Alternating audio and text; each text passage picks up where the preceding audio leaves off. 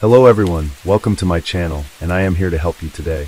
I know you use this video to fall asleep, so before that, like the video, and subscribe to the channel. Also, where are you from, and what time are you watching? Now get comfortable and relax. Case 1. The case of Jassy Correa. Jassy Correa was born in Praia, Cabo Verde, but her family moved to the United States when she was just 3 years old. She grew up in Dorchester, Massachusetts, and Boston became her hometown. As she grew older, Jassy became a loving mother to her daughter, Gabriella. However, Jassy's personal life was marred by difficulties. Jassy's husband, Miguel Castro, physically attacked her. Despite wanting to leave him, Miguel refused to let her go and severely beat her. Jassy eventually reported the incident to the police, and Miguel was sentenced to 4 years in prison. Jassy worked as a waitress at Del Frisco, a Boston restaurant. In her free time, she enjoyed dancing and photography. She cherished moments spent with her family, friends, and daughter, Gabriella. One of her favorite activities was taking her little daughter to the park. On the evening of February 23, 2019, Jassy celebrated her birthday with friends at Venue, a nightclub in Boston's Dieter district. Before heading out, she left her 2-year-old daughter with her family and got ready for a night out, wearing a new orange jumpsuit. They had spent the evening dancing and drinking champagne at a nightclub. When the club closed, Jassy and her 2 friends stepped outside, but they eventually went their separate ways, leaving Jassy alone. She never made it home that night, and her phone was turned off, with all calls going straight to voicemail. For 2 days, Sunday and Monday, there was no news from Jassy. No one had seen her since she left the nightclub on Sunday morning. On Tuesday, February 26th, Jassy's father, Juan Correa, and one of Jassy's friends went to the police station to report her disappearance. The police immediately launched an investigation. The detectives' first priority was to determine where Jassy went after leaving the nightclub. Jassy's family and friends distributed flyers around the city, hoping someone might have information about her whereabouts.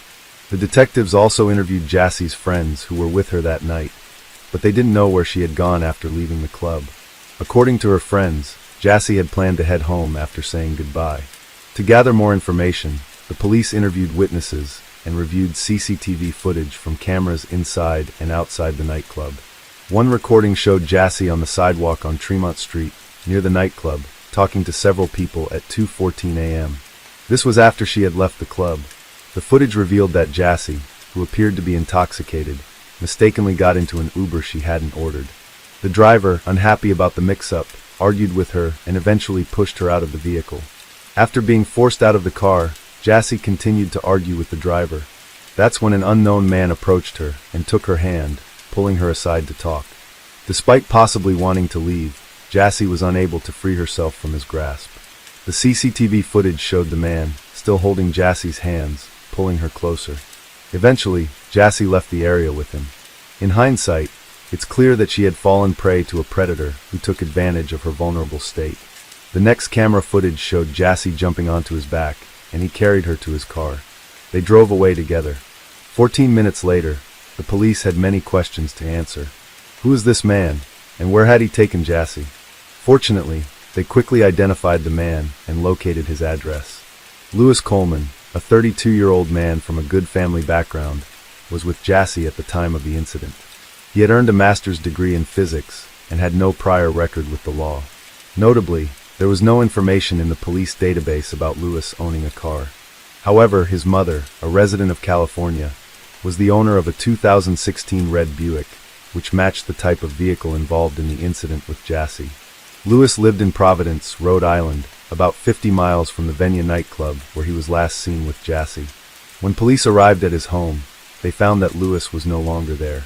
However, CCTV footage from inside and outside the building revealed disturbing evidence. It's worth noting that the drive from the Venue club to Louis' apartment typically takes about an hour. Since Louis returned to his apartment at 4:15 a.m. on Sunday, approximately 2 hours after he was seen leaving with Jassy, it's likely that he stopped somewhere along the way. The next day, Louis sent an email to his colleague stating that he would be taking a few more days off. Based on the content of the email, it appears that Louis was trying to buy time to cover his tracks.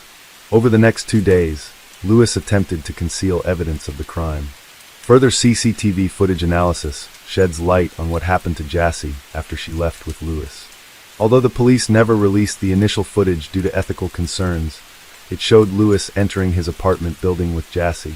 FBI Special Agent Thomas Zuckus described the footage as follows. Lewis was seen walking from a red sedan towards the front of the building, carrying a body with long hair and orange pants. Agent Zuckus believes that this footage shows Lewis carrying Jassy's body into his apartment building. According to Zuckus, security footage from the building's lobby reveals that at approximately 4:27 a.m., Lewis entered the building carrying an unconscious or already deceased Jassy in his arms. He proceeded to the elevator and took it to the 6th floor. Notably, on February 26th, the same day Jassy's father reported her disappearance to the police, Lewis made a suspicious purchase at Walmart. His receipt shows he bought multiple items that raise red flags, including protective suits, duct tape, electrical tape, candles, gloves, safety goggles, a mask, and Clorox bleach. The next day, while friends and family distributed flyers with Jassy's picture, Lewis made another concerning purchase at Walmart, caught on camera at 9:22 p.m. This time, he bought a large suitcase and a canister. On February 27, 2019, at around 9:58 p.m., Lewis returned to the apartment building, and video footage appears to show him carrying the newly purchased large suitcase. Further footage captures Lewis taking the suitcase from his apartment to his vehicle in the parking lot, as evidenced by a recording at 2:15 a.m. on February 28. A video shows a man, later identified as Lewis, struggling to lift a suitcase into the trunk of his car. This footage is part of a larger investigation into the disappearance of Jassy Correa, who was last seen on February 24th and was believed to be at Lewis' apartment. Between 2:44 a.m. and 4:02 a.m., Lewis was seen leaving the building multiple times, carrying various items including cardboard boxes, trash bags, a bottle of bleach, a computer tower, a laptop case, and a small duffel bag. On February 28, 2019, police obtained a search warrant for Lewis' apartment. During their search, they found several suspicious items, including 2 packages of hooded coveralls and 2 respirator masks. They also examined a sofa in the apartment, which was missing one of its 4 large cushions. Outside the apartment complex, in a dumpster, police found a collection of items that raised further suspicions. These included white trash bags, a bag containing plastic sheets, men's jeans with bleach stains, and the belt. Additional items found in the dumpster included a white nylon hooded coverall, an unfilled box of baking soda, clear safety goggles, duct tape packaging, rubbing alcohol, Walmart bags, used plastic gloves, an empty package from a car air freshener, 3 used packages of purifying charcoal, and a sponge. On the afternoon of February 28, 2019, police stopped a car driven by Lewis near Wilmington, Delaware. Officers ordered Lewis to exit the vehicle and asked if he was alone. Lewis reportedly responded by saying, "She's in the trunk." When police investigated, they found the body of Jassy wrapped in a sofa cushion cover inside a black trash bag, which was placed in a large suitcase that matched the one Lewis had taken into his apartment the previous day. Experts who inspected the car found 2 cracks on the passenger side windshield, leading police to suspect that the man had attacked Jassy inside the vehicle. As a result, Lewis was arrested and taken to a Delaware State Police barracks. During questioning, Lewis had a large bandage on the right side of his face, which he claimed was from sheep when asked about it.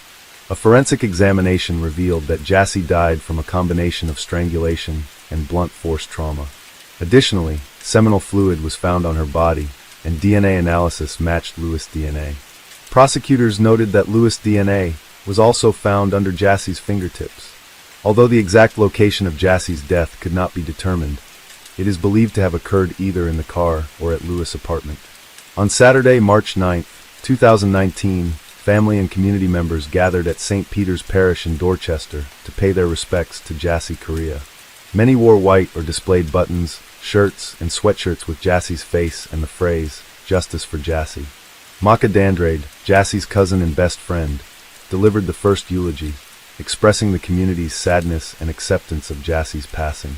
Dandrade said, "We may not understand why Jassy's life was cut short, but I have faith that her death was not in vain. I trust that God has a plan, and I have faith in that." Boston Mayor Marty Walsh addressed the crowd, vowing to work towards creating a safer world for women. He emphasized that young women should be able to go out and celebrate without fear and return home safely to their loved ones.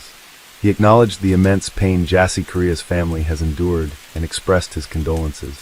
When Korea expressed gratitude to the city and law enforcement agencies for their tireless efforts in investigating Jassy's disappearance and death, he also paid a heartfelt tribute to his daughter, saying, "Rest in paradise, my dear Jassy, rest in peace, my dear child." Lewis Coleman, the suspect, has been charged with kidnapping resulting in death, a crime that could carry the death penalty or a life sentence. However, prosecutors have announced that they will not seek capital punishment. During the trial, prosecutors presented evidence, including a video of Coleman dragging Jassy's body into his apartment and his online search history following her disappearance. FBI agents reported on Lewis's online activity in the days following the alleged kidnapping. He searched for topics such as whether a person can fit inside a suitcase and how to remove a tooth that is not loose. However, Lewis's defense team has disputed the relevance of this evidence to the kidnapping charge. They argue that the prosecution's focus has been on Lewis's actions after the alleged victim's death, rather than on the kidnapping itself. Attorney David stated, "This case is not about how Lewis behaved after her death, or whether he did anything illegal or inappropriate. The government's evidence has mainly centered on these issues, but I believe they are not crucial to determining whether a kidnapping occurred." Court documents filed by the prosecution and defense provide a detailed account of the events surrounding Jassy Korea's disappearance and death. Although they sides present different versions of what happened, the documents reveal disturbing details about the circumstances leading up to Jassy's death. Prosecutors established that the defendant, Lewis, was at the same nightclub as Jassy and her friends on the night of her disappearance. However, Lewis was interacting with a different woman he had just met, not Jassy. They exchanged phone numbers and texted each other while at the club and after it closed. The prosecution and defense have presented conflicting narratives about the events that unfolded. Prosecutors argue that Jassy was not the aggressor and that Lewis deceived her into getting into his car by offering her a ride to her friend's apartment, ultimately taking her life. In contrast, the defense claims that Jassy became aggressive after being pushed out of an Uber by the driver and that she initiated a fight with Lewis. The defense argues that the crime was a spontaneous altercation rather than a premeditated act of stalking, kidnapping, and murder. Prosecutors pointed out that the defendant's main argument was that the victim, who weighed 119 pounds, had attacked the defendant, who weighed 200 pounds. However, this claim was not convincing, especially considering that the victim's autopsy revealed the presence of multiple prohibited substances in her body, in addition to alcohol. The defense team attempted to minimize their client's involvement in the crime. Despite this, in June 2022, Lewis was found guilty of one count of kidnapping resulting in death. The defense team then filed a motion arguing that the evidence was insufficient to support the conviction, but this motion did not change the outcome of the trial. In October 2022, Lewis Coleman, 36, was sentenced to life in prison without parole for kidnapping and killing Jassy Kaur. The court also ordered him to pay $60,000 in compensation to the victim's family.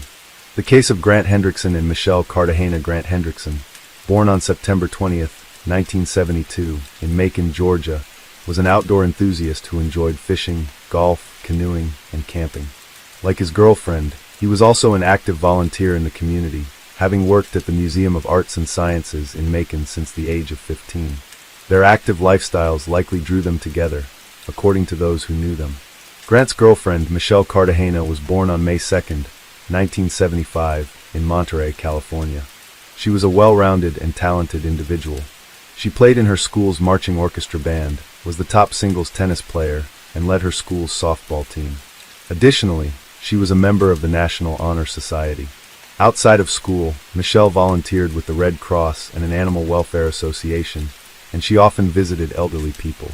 Her father remembered her as a caring and driven individual who aimed to pursue a career in medicine to help others and give back to society. January 3, 1995, brought a grim discovery to the typically quiet area of Juliet Lake. A passerby reported finding two lifeless bodies while walking near the lake. The local sheriff and his deputy responded to the scene, where they were met with a shocking sight. Their office was not accustomed to handling serious crimes, as fights and thefts were the norm. The deputies were not prepared for what they found. A white Honda parked on the lake's shore, with the body of a man inside and her body lying on the ground nearby. The cause of death was evident, even to a non-expert. Both victims had been shot. The car contained the victim's personal belongings, including identification, which revealed the identities of the victims. The male victim was 22-year-old Grant Hendrickson, who was found in the driver's seat. The second victim was 19-year-old Michelle Cartagena. The police were alerted to the incident, and officers from the Major Crimes Unit, along with forensic experts, arrived at the lake. The detectives' attention was immediately drawn to Michelle's body, which was partially exposed with her skirt pulled up, suggesting a possible motive for the crime. An examination of the car revealed bullet holes, leading detectives to believe that the perpetrator had opened fire on them while they were inside. Grant was hit by 3 bullets and had no chance of survival. Michelle was shot twice and likely remained conscious as the perpetrator pulled her from the car. The position of Michelle's body, with her legs spread apart, suggested that the perpetrator may have intended to take advantage of her vulnerable state, but did not do so. Forensic experts found a substance on the inside of her thighs, which was later identified as saliva containing chewing tobacco particles. The saliva samples were sent to the lab for further analysis. During the crime scene investigation, police discovered important evidence, including bullet casings of 2 different calibers, 13.223 caliber casings and 4 9mm casings. The presence of 2 types of ammunition suggests that there may have been 2 perpetrators, each using a different weapon. The families of Grant and Michelle were shocked and stunned when they learned about the tragedy. They struggled to comprehend who could have committed such a heinous act against their children. As only children, Grant and Michelle were extremely close to their parents. They had been dating for over a year and had already made plans for their future together, including their upcoming wedding. When detectives couldn't identify any enemies or suspects through family and friends, they began investigating further. They visited Mercer University in Macon, where Grant and Michelle were classmates, to gather more information and piece together the events surrounding the tragedy. The police investigation into the deaths of Michelle and Grant was ongoing, but they had not uncovered any significant leads. Both victims were well liked and respected at the university, with no known conflicts or enemies. Initially, detectives considered the possibility that the killer might have been a man who had romantic feelings for Michelle and was rejected, but this theory was not substantiated and was eventually set aside. A visit to Mercer University did not yield any useful information for the police. However, by reconstructing the events of January 2nd, the detectives learned that Michelle and Grant had gone to a restaurant, followed by a movie. After the film, they headed to a holiday camp at Juliet Lake. The camp was open to the public 24/7 and featured a boat launch, parking area, small dock, and picnic tables. Since it was a free public space, there was no staff or security present on the night of the crime. Other people were in the area, but they did not report anything suspicious. Some individuals did hear loud noises, which they initially dismissed as firecrackers. A witness reported seeing a 1980s Honda CRX speeding out of the parking lot. Meanwhile, investigators found a DNA sample and saliva on Michelle's thigh. However, at the time, DNA technology was still in its early stages. The DNA Identification Act, which allowed the FBI to create a national DNA database, was not passed until 1994.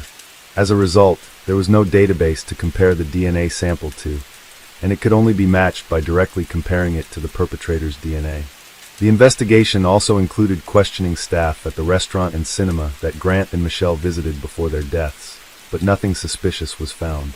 The authorities considered the possibility that they might have been random victims or had a chance encounter with someone who became violent. The detectives found no evidence of any other motives, as they had good grades, no connections to shady individuals, and did not use illicit substances. The fact that the perpetrator left behind valuables, including money, suggests that the motive behind the crime was not financial gain, but rather something else. Forensic analysis revealed that the likely weapons used in the crime were an AR-15 rifle and a 9mm Ruger pistol. Despite questioning over 100 individuals and collecting DNA samples from several dozen potential suspects, the investigation had stalled. More than a year and a half after the crime, Agent Randy Upton of the Georgia Bureau of Investigation took over the case in the fall of 1996. Randy adopted a new approach, shifting his focus from identifying the perpetrator to locating the weapon used in the crime. He visited the largest gun store in Macon and requested a list of customers who had purchased an AR-15 rifle between 1985 and 1995. Investigator Randy started contacting individuals on the list of 108 potential suspects. He explained to them that cooperating by allowing their weapon to be inspected and providing a DNA sample would greatly aid the investigation. Most of the people Randy spoke with agreed to comply, which led to the experts conducting further tests. As a result, the list of suspects began to dwindle. On November 27, 1996, Randy contacted Andrew Allen Cook, a 22-year-old who was on the list. During their conversation, Randy informed Andrew of the purpose of the call and asked permission to examine his rifle. However, Andrew claimed he no longer owned the rifle, stating that he had sold it in April 1994, nearly a year before the victims, Grant and Michelle, died. Nonetheless, gun store records showed that this was not possible, as Andrew had actually purchased the rifle in August 1994. Agent Randy became suspicious when Andrew lied to him. When Randy asked Andrew for a DNA sample, Andrew claimed he needed to discuss it with his father simultaneously, an FBI agent, before complying. Instead, Andrew hung up. This evasive behavior made Randy think that Andrew might be the person he was searching for. Investigations revealed that 5 months after Grant and Michelle's murders in 1995, Andrew pawned his rifle at a local gun store. Additionally, in December 1993, someone had bought a Ruger pistol on Andrew's behalf because he was underage at the time. Andrew sold this pistol to a friend in July 1995, shortly after pawning his rifle. This sequence of events suggested that Andrew's decision to get rid of both his rifle and pistol within 6 months of the murders was unlikely to be a coincidence. As the police gathered more information about Andrew, they became increasingly confident that they were on the right track. Further investigation revealed that Andrew had not only disposed of his firearms, but also his 1987 Honda CRX, which matched the description of a car seen near the crime scene. Agent Randy decided to visit the diaper factory where Andrew worked. Although Andrew was absent, Randy spoke with one of his coworkers. A colleague of Andrew's reported that they had recently discussed the worst things they had ever done, and Andrew claimed to have shot someone with a rifle. The colleague was skeptical but asked Andrew why he had done it, and Andrew replied that he wanted to see if he could get away with it. The colleague also mentioned that Andrew was a frequent user of chewing tobacco. Another friend testified that Andrew had told him in late November 1996 that he needed to leave town because things were getting hot. These coincidences caught the attention of Agent Randy, who began searching for Andrew Cook, who had not lived with his parents for several years. On December 4, 1996, Agent Randy met with Andrew's father, John, who was also an FBI agent with 29 years of experience. Agent Randy explained that he was investigating the crime at Juliet Lake and wanted to speak with Andrew but couldn't find him. John was familiar with the case of Grant and Michelle from the news, but had not been involved in the investigation. He told Agent Randy that he didn't consider Andrew a suspect, but promised to find him and talk to him. Later that day, John was able to reach Andrew by phone. John Cook's world was turned upside down when his son, Andrew, revealed a shocking truth. A detective had been searching for Andrew in connection with a crime at Juliet Lake, and John had asked his son if he knew anything about it. Andrew's response was devastating. "Daddy, I'm not telling you. You're one of them, you're a cop." John's next question was laced with hope that his son would deny any involvement. "Were you the one who did the shooting?" he asked. After a brief pause, Andrew confirmed his worst fears, saying yes. Andrew explained that he had been fishing at Juliet Lake on the night of the incident. A couple had arrived, and he had gotten into an argument with the driver, Grant. According to Andrew, Grant had threatened him with a pistol, prompting Andrew to grab his rifle and commit an irreversible act. John urged his son to turn himself in to the authorities, but Andrew refused, saying he would rather disappear. John was stunned by his son's confession, but he maintained his professional composure. The next day, he visited the Monroe County Sheriff's Office and reported his son's confession. At the time, no one was aware that Andrew had been arrested earlier that morning in a nearby county for illegally hunting deer in Turkey. He had given a false name, but his true identity was quickly discovered by Agent Randy. Randy then traveled to Jones County to speak with Andrew. Unbeknownst to Randy, Andrew had already confessed everything to his father the day before. When Randy arrived at the Jones County Sheriff's Office, he introduced himself and asked Andrew if he would be willing to answer a few questions. Andrew responded, "It's been 2 years, and you still don't have any evidence. I used to own a Honda, a rifle, and a Ruger, but now you're just trying to frame me." Andrew told the sheriff that if they helped his father get a lawyer, he would reveal the entire truth. After being transferred to Monroe County, Andrew's father, John, was allowed a private conversation with him. When John hugged his son, both men broke down in tears. Andrew confessed to his father that he wasn't at the lake to fish on the night of the crime. Instead, he claimed to have arrived after the victims, Grant and Michelle, were already there. Andrew's story went that he had fired multiple shots from his rifle, then used his pistol to fire additional shots. He then pulled Michelle's body out of the car in an attempt to mislead the police. As an extra precaution, Andrew spat on Michelle to prevent the police from linking him to the crime through saliva analysis. Andrew was subsequently charged with the murders of Grant Hendrickson and Michelle Cartagena. The police gathered additional evidence to support his confession, including tracing the ownership of the rifle and pistol used in the crime. Forensic examination of the guns confirmed that they were indeed the ones used to kill Michelle and Grant. Andrew Cook's DNA was matched to the saliva found on Michelle's body, further implicating him in the crime. The trial took place in 1998, during which John Andrew, Andrew's father, spoke and apologized to the families of the victims, Grant and Michelle. He acknowledged that his apologies would not bring them peace, and expressed regret for not recognizing the evil that had consumed his son. Andrew Cook was found guilty on March 19, 1998, and was sentenced to death. He exhausted all his appeals, and the execution was scheduled for February 22, 2013.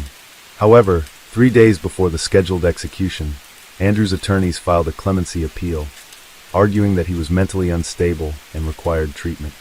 The State Board of Pardons and Paroles considered the appeal, but ultimately voted against clemency. On February 22, 2013, Andrew Cook's family visited him in prison to bid their final farewell. Before his execution, he was granted the opportunity to choose his last meal, which consisted of a steak, baked potatoes, fried shrimp, lemon pie, and soda. As he lay strapped to a gurney in the death chamber, Andrew delivered his final words, expressing remorse for his actions. "I'm sorry," he said. "I won't ask you to forgive me, as I struggle to forgive myself." He then thanked his family for their unwavering support and apologized for the pain he had caused them, stating, "I'm sorry I took so much from you all." At 11:08 p.m., the lethal injection was administered. 14 minutes later, Andrew Cook, 38, was pronounced dead. Following the execution, Mary Hendrickson, the mother of one of the victims, expressed relief that justice had finally been served after 18 long years. The case of Krista Baker Alexander. Krista Ann Baker was born on November 27, 1983, in Laurel and Jones County, Mississippi, to Pastor Winford Baker and Patty Ann Baker. She was the youngest of 3 children, with 2 older brothers. When Krista was 8 years old, her family moved to Abota Springs, Louisiana, where they built a church and actively participated in its activities. Growing up, Krista traveled extensively with Christian missionary organizations to help those in need, particularly children. She was homeschooled and later pursued a degree in Christian education through online courses at the North Tennessee Bible Institute. Krista's passion was serving others, especially children, and she hoped to start her own family one day. However, her faith took priority, and she dreamed of finding a husband who shared her values. Krista adhered to traditional values and chose to save herself for marriage, only dating with the intention of finding a lifelong partner. During this time, she developed close friendships, including one with Cootie Alexander, a fellow youth pastor who shared her passion for missionary work. Cootie was a charismatic and well-liked individual in his community. Their families met through the church and maintained a good relationship.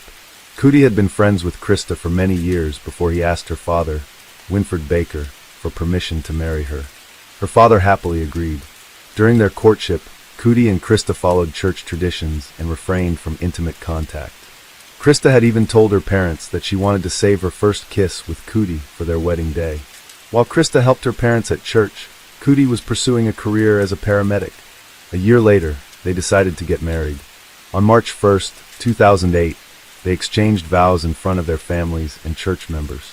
The wedding was a joyful celebration, and Krista was a beautiful bride. However, their happiness was short-lived.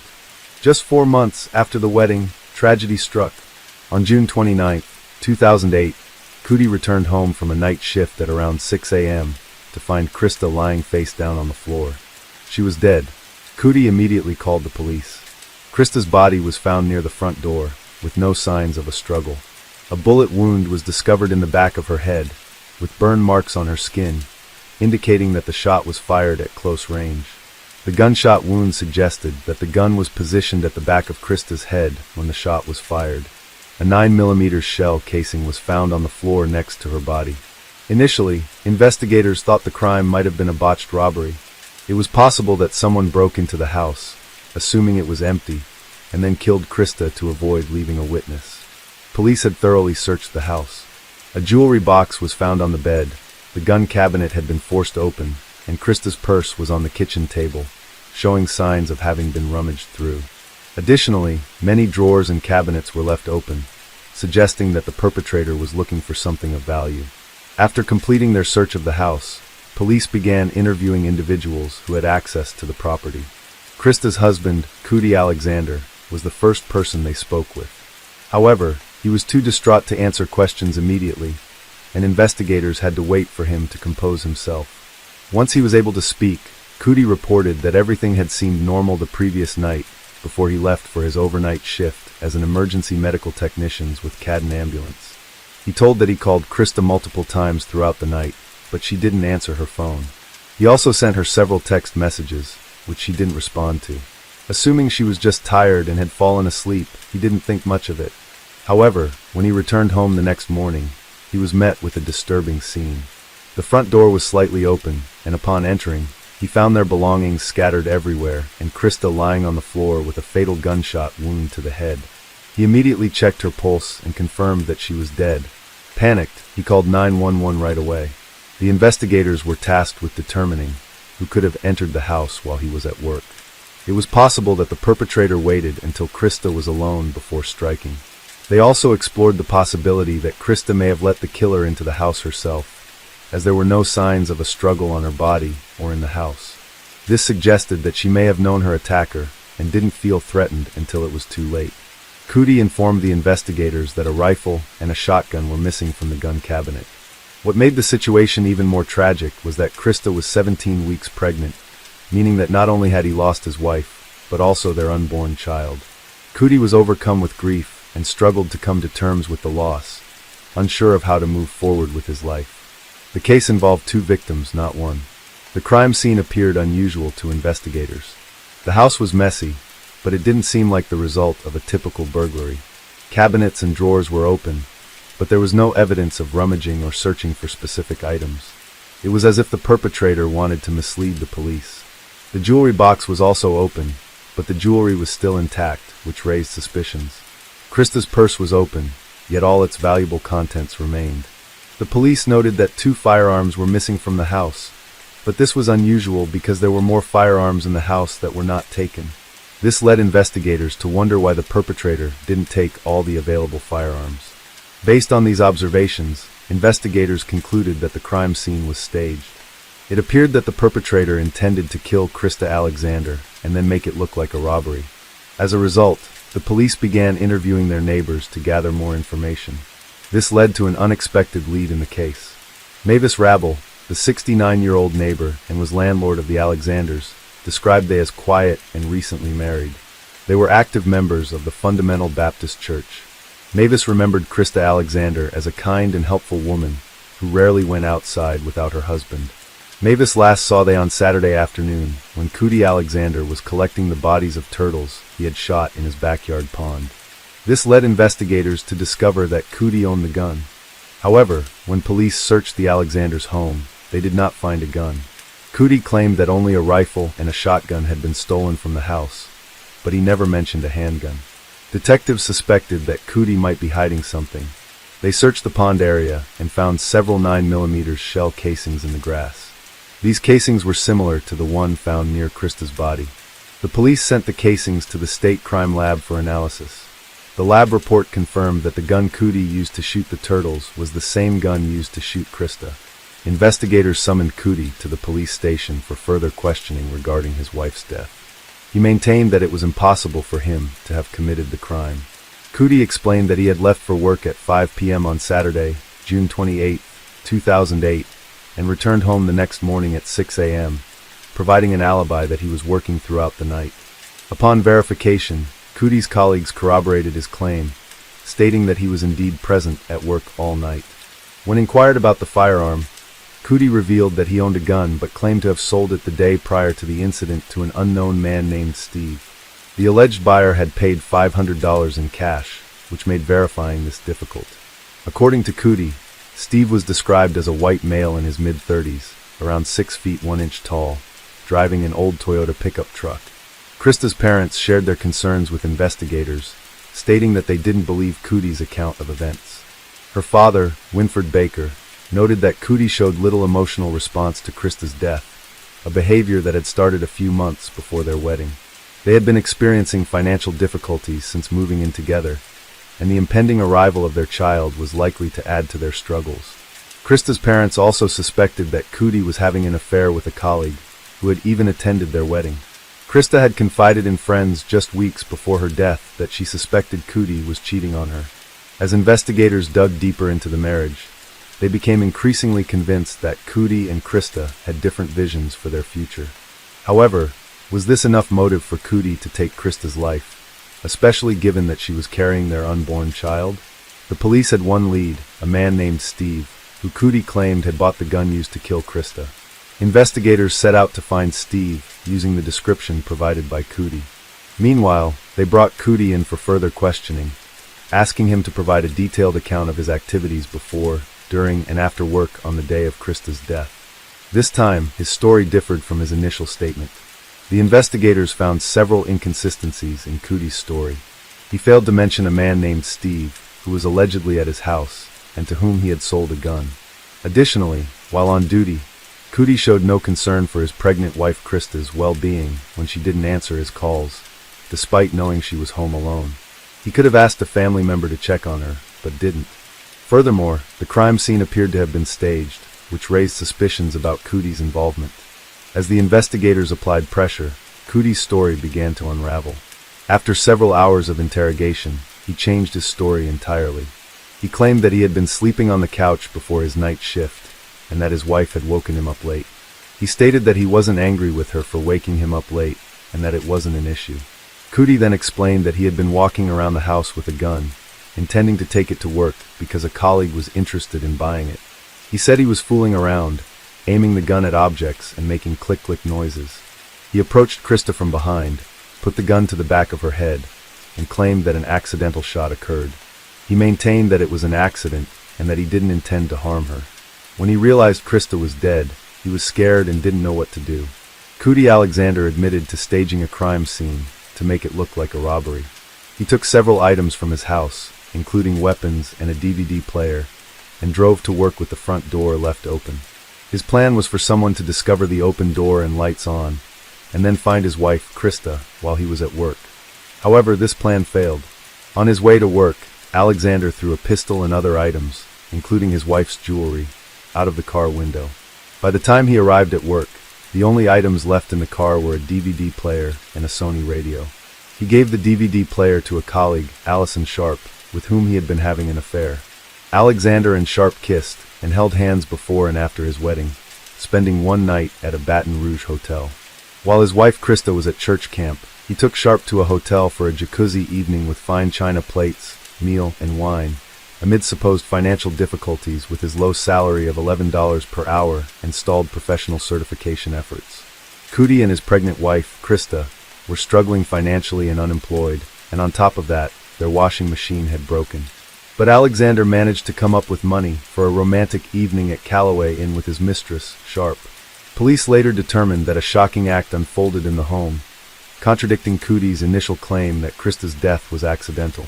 Detectives found it difficult to prove direct involvement, but believed Cootie's explanation was suspicious. Despite the challenges, police were convinced that Krista's death was not an accident and Cootie's actions raised more questions than answers. After the police arrested Cootie Alexander, Krista's parents were able to find the strength to forgive him. The Baker family came together to mourn the loss of their beloved daughter and what would have been their fourth grandchild. Krista's father, Winfred Baker, remembered her fondly, saying she was a sweet and lovely person. Krista had made a significant impact on those around her, having completed 17 mission trips during her lifetime. Winfred Baker recalled a conversation he had with Cootie shortly before his arrest. Although it was brief, Baker described the encounter as emotional, saying, "We hugged and cried together." Despite his desire for justice, Baker stated that he had already forgiven Cootie. "We forgave him even before we knew who was responsible," he said. Baker found comfort in knowing that Krista was now in a better place, saying, "She's with the Lord in heaven and at peace." The trial started on August 2nd, 2009. Prosecutors claimed that Cootie's behavior after Krista's death implied that he had acted on purpose. They wondered why he didn't call 911 right away if the shooting was truly an accident. Instead, Cootie faked a robbery and left Krista's body for 12 hours before going home and calling 911. Prosecutors also questioned Cootie's story that the shooting was accidental, noting that he was an experienced gun owner who had received proper training from his father. Cootie Alexander, 24, was charged with second-degree murder for the death of his wife, Krista. Cootie had admitted to being involved in her death, which he claimed was a result of his poor decision-making. After initially going to trial, Cootie suddenly changed his plea to guilty, ending jury deliberations. This unexpected turn of events came about when Krista's family agreed to a plea deal that had been proposed earlier. Alexander was sentenced to 55 years in prison in August 2009. The case of Anu Singh. A man named Sam, who lived with his wife and son in Melbourne, Australia, came to his home in the state of Kerala, India to visit his parents in October 2015.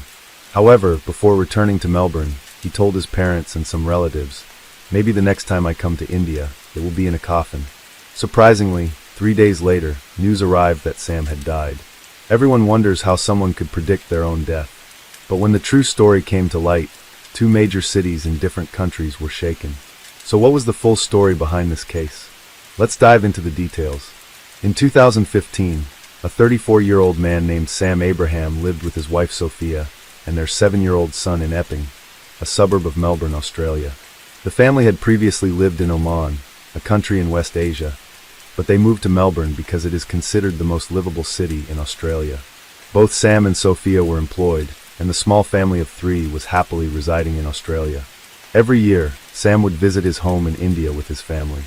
In October 2015, Sam and Sophia took some days off from work and came to India. One day, Sam told his father, "I feel like I won't live for much longer. Maybe I will die soon." After hearing this, Sam's father gets angry and says, "You are so young. Why are you saying such strange things?" Despite this, one day, Sam tells some of his relatives, "Maybe the next time I come to India, it will be in a coffin." This remark also seems strange to them, but everyone brushed it off as a joke. Sam had a flight back to Australia on October 11, 2015, as he and his wife had taken only a few days off from work to visit India. After this, Sam returns to Australia with his wife and son. However, just 2 days later, on the morning of October 15, 2015, Sam's father, Abraham, receives a call on the other end of the line from his daughter-in-law, Sophia, who delivers devastating news that shocked the entire Abraham family. Through tears, Sophia explains that Sam had passed away that morning due to a heart attack. Sophia, left alone in Australia, handles all the paperwork and finally gets permission to send Sam's body back to India. This process takes 2 to 3 days, and on October 18th, Sam's body arrives in Kerala, India. Along with Sam's dead body, Sophia, their 7-year-old son, and Sophia's sister, Sonia, also come to India. However, some of Sam's relatives, especially his father, are deeply shocked because everything Sam had said came true. The house is engulfed in grief. Sam's wife is now a widow, and their 7-year-old son has lost his father. With a heavy heart and deep sorrow, Sam's body was buried, and his last rites were performed. Everyone at home was very sad, especially Sophia, whose life had taken a huge blow. Despite this, she had to return to Australia after 5 days, because they had come to India on their respective jobs. If Sophia had stayed in India longer, she could have lost her job. Therefore, on October 23rd, Sophia went back to Australia with her sister Sonia and her son. However, after returning to Australia, Sophia called her in-laws every Saturday to check on how they were doing. Time passed slowly, but there wasn't a single Saturday when Sophia didn't call her in-laws. But then, suddenly, in the last week of July or the first week of August 2016, there were no calls from Sophia to India. Seeing this, Sam's family became very worried, so they called some acquaintances in Australia to get information about Sophia. What Sam's family found out was shocking. They learned that Sophia had been in the custody of the Victoria police for the past 15 to 20 days. Additionally, Sam's family found out that Sophia was charged with murder because the police suspected that she had killed her own husband, Sam Abraham. After this revelation, Sam's family is left stunned. However, the name of another man, Arun Kumalasanan, comes up in the story. Sam's family heard this name for the first time, and it was then that they learned whether the accusations against Sophia were true or false. On the other hand, the Victoria police presented some evidence to Sophia and Arun, after which both confessed to murdering Sam. Following this confession, Sophia tells the police a story that leaves them astonished. The story goes like this. In the Kollam district of the state of Kerala, there is a small village named Kavalar, where Sophia and Sam lived. In this vast state of Kerala, Kavalar is just a small village where Sam and Sophia's houses were close to each other. They knew each other since childhood, because they went to school together and were in the same class. Additionally, they both had a bit of interest in music, so they sang together in the church's choir group. Not only that, but after completing high school, they also joined college together. Eventually, they fell in love during their college days and started spending their time together like a normal college couple. However, in their relationship, Sophia fell in love with another guy named Arun. Sophia neither let Sam know about Arun, nor let Arun know about Sam. But in the end, Sophia decided to marry Sam. After that, Sam first informed his family that he liked Sophia and wanted to marry her. However, Sam was standing shocked when his father said that he couldn't marry Sophia, although Sophia's father was a retired defense officer, and Sophia's family was respectable in society. Sam's father still refused the marriage for some unknown reason. When Sophia found out, she threatened both Sam and her family that she would take her own life if she couldn't marry Sam. When Sam's family learned of this, they took the matter seriously and decided to let Sam and Sophia get married. Afterward, both Sam and Sophia were very happy, and their wedding was celebrated with great enthusiasm. They got married in 2008, and in 2009, Sam moved to Oman with his wife Sophia, because he had gotten a job at a money exchange company. However, when Sophia became pregnant, she returned to India because she needed her family's support. At that time, she gave birth to a son in India, and while staying in India, she was in constant contact with her sister. After some time, Sophia decided to move to Australia for a better life. Sophia had an MSc degree in electronics, so her sister also encouraged her, saying she should come to Australia, as she would get a great job. After seeing Sophia's resume, a company in Melbourne offered her a job, and she left for Australia with her son. Sophia arrived in Melbourne in the early months of 2012. Soon after, Sam also decided that he would move to Australia after some time. He talked to his company and got his transfer to Australia. Sam reached Australia in 2013, and their small family of 3 now lives under the same roof. The plus point of living here was that their son had grown up, and both husband and wife were working in different companies, so everything was going well in their lives. However, there was a different story behind this. Before Sophia moved to Australia, Oran had already gone there to Melbourne. Oran started working as an instrumentation engineer at a company. Oran got married there, and also had a child by then. Sophia was also married, and Oran had his own family, so they should not have been in contact with each other. But despite being married, Sophia and Oran continued to talk through chatting apps and calls. In fact, Sophia's main reason for moving to Australia was that Oran was there, and they could meet in person. But when Sam joined his family in Australia, it became difficult for Sophia and Oran to meet. Despite this, Sophia continued to talk to Oran secretly. One day, Sophia had the idea that if Sam were to die somehow, she could be with Oran. She shared this idea with Oran, and he liked it because he loved Sophia deeply. After that, Oran started looking for an opportunity to kill Sam. During this time, he kept a close watch on Sam's every activity, and Sophia helped him with this. Then, in February 2015, Oran finally got the chance he was waiting for. One day in February, Sam was sitting in his car, parked outside a metro station. During this time, a masked Oran approached him and attacked him with a knife, slashing his throat and cheek.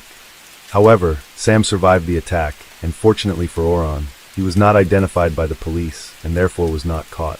When Sam came home after surviving the knife attack, Sophia told Oran about it. The two then began to think of another way to kill Sam easily.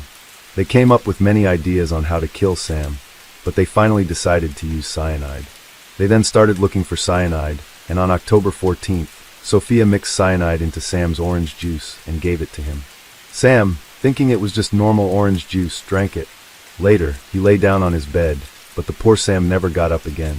Then, Sophia immediately messaged Oran and called him to her house. The first thing Oran checked was whether Sam was alive or dead. To make sure, Oran forcibly poured the remaining juice from the glass into Sam's mouth. After doing this and seeing Sam, Oran realized he was dead and left Sophia's house. Afterward, Sophia slept the whole night on the same bed with her son, where her husband's dead body was lying. As soon as morning came, she started crying loudly, and hearing Sophia's cries, some neighbors came to her house. Sam was then taken to the hospital, but upon arrival, the doctor declared him dead. On hearing this, Sophia started crying a lot, but it was all an act. During this time, Sophia called Sam's father and told him that Sam had died of a heart attack. Whenever anyone asked Sophia the cause of Sam's death, she would say they all went to sleep after dinner. But when she tried to wake Sam up in the morning, he wouldn't get up. Maybe he had a silent attack. After this, no one suspected anything, and Sophia quickly began arranging to take Sam's dead body to India. She likely knew that if an autopsy was conducted here, the cause of death would be clearly determined. Therefore, the doctors believed Sophia's story and recorded the cause of death as a heart attack in their report, and within 3 days, Sam's dead body reached India. Now, in India, no one in Sam's family suspected Sophia because she was crying a lot at Sam's funeral, which made everyone think that she was very sad about Sam's passing. There is a team of 5 people who work hard to bring you the best quality content through thorough research. If you appreciate our efforts, you can support us according to your preference by visiting the link provided in the description. Your small support will motivate us to work effectively on the channel. Thank you. Now, let's continue with the story.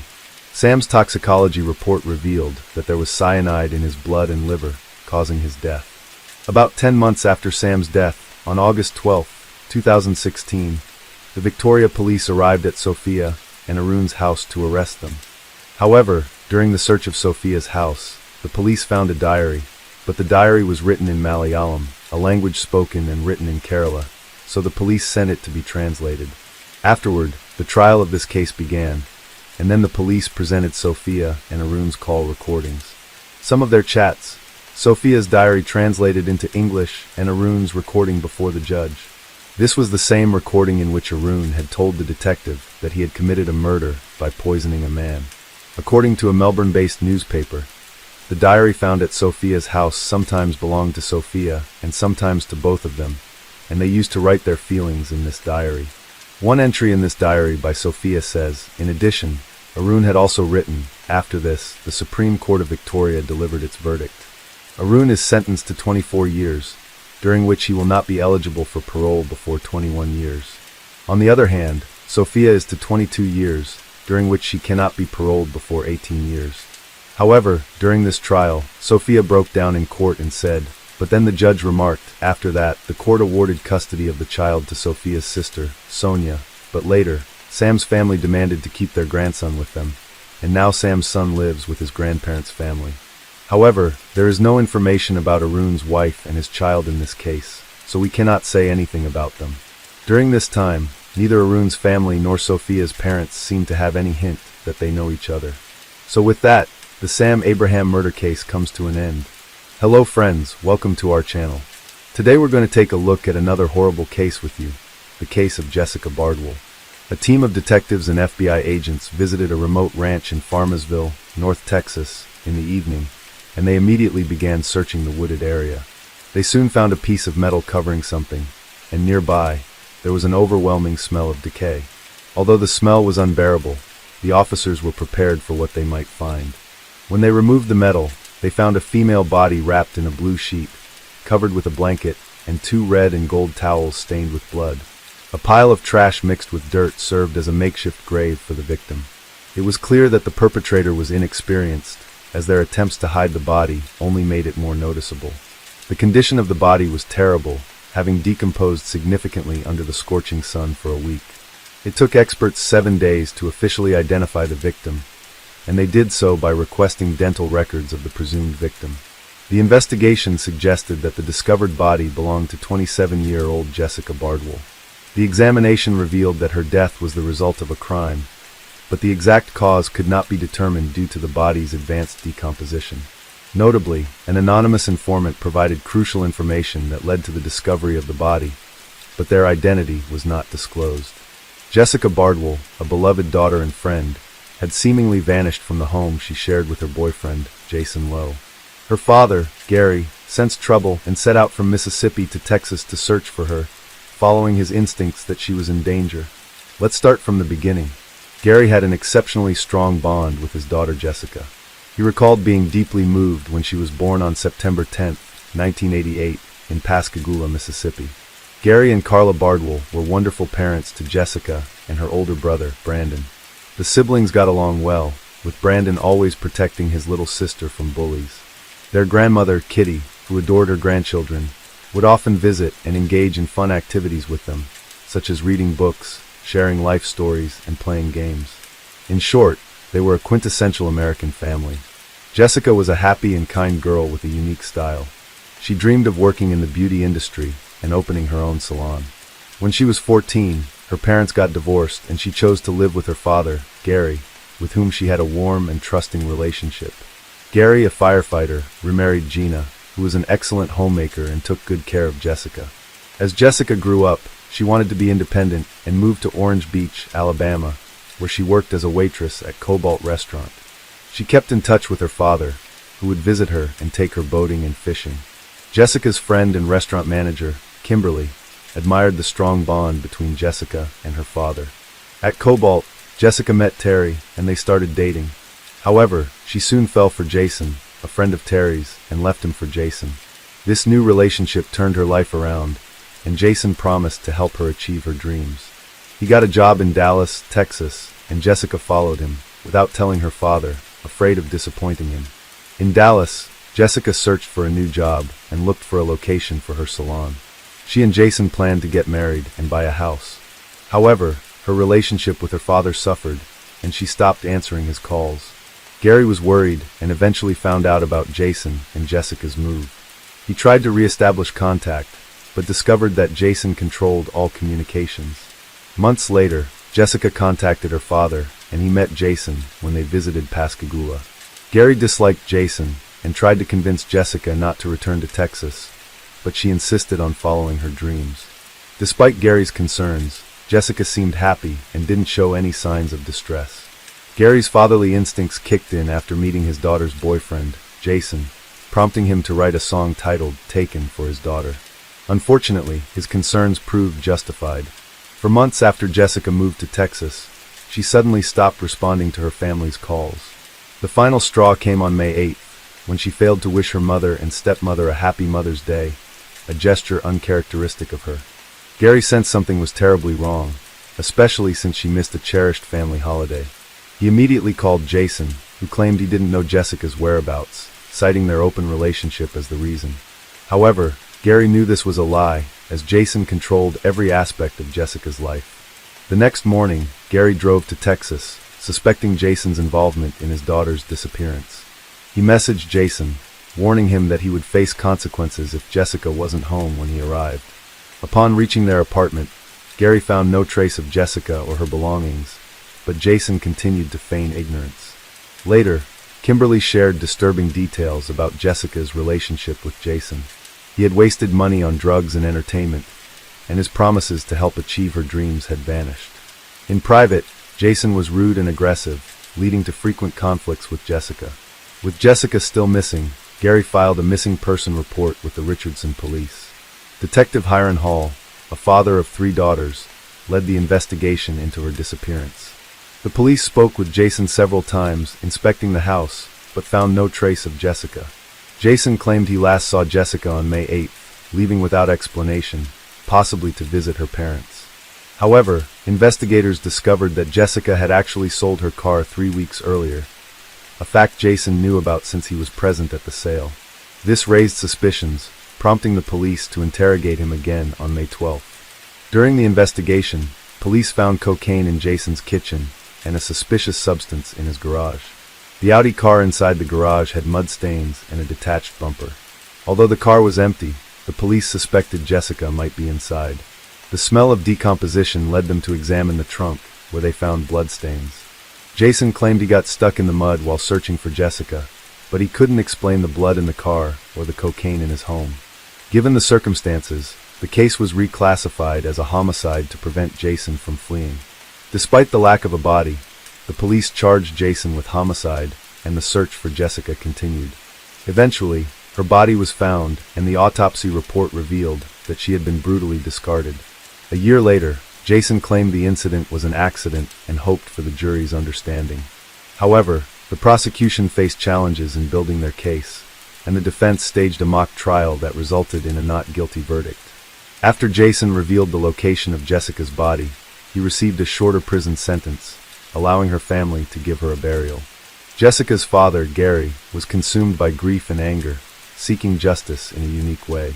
He took a photo of Jason, placed it on a stump, and hit it with a 12-pound sledgehammer, finding some small comfort in this form of emotional release. Gary struggled to cope with his loss, feeling guilty for not persuading Jessica to stay away from her controlling boyfriend, Jason. He had hoped she would break up with him, but she had chosen to give him another chance instead. During the trial, Gary replayed their last conversations in his mind, including a call from Jessica when she admitted he was right about Jason after an argument. Although she had briefly found shelter with a friend, she had returned to Jason the next day. Gary had reluctantly accepted her decision, a choice he would later regret deeply. When Mr. Bardwell arrived in Texas, he was determined to seek justice. During her opening statement, prosecutor Cynthia Walker described Jason as a complex person who few people wanted to associate with due to his history of substance abuse, which often triggered violent outbursts. It's possible that Jessica was victim of one such episode.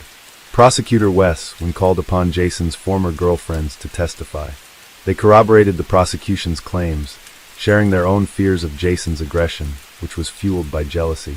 Like Jessica, Jason had isolated them from their loved ones and exhibited manipulative and deceitful behavior. These traits ultimately led each of them to end their relationships with him, which required careful planning and caution.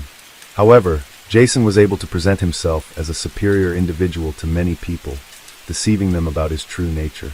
In response to the allegations, Jason revealed that he had started using drugs at the age of 13, influenced by his friends, which led to addiction. Despite his struggles, he managed to earn multiple degrees and secure a job with a well-known global company, demonstrating his determination to not let his addiction define him. Jason admitted to planning to fulfill Jessica's dream of building a family together, motivated by his love for her. However, the prosecution presented a different image of Jason, contradicting his claims. The investigation revealed that Jessica died between May 1st and May 3rd, likely on the day she argued with her neighbors, the Jordans, and was last seen alive. After the argument, Jason moved Jessica's body to the garage and placed it in the trunk of his car, where it stayed for several days. Forensic evidence confirmed that the blood found in the Audi belonged to Jessica.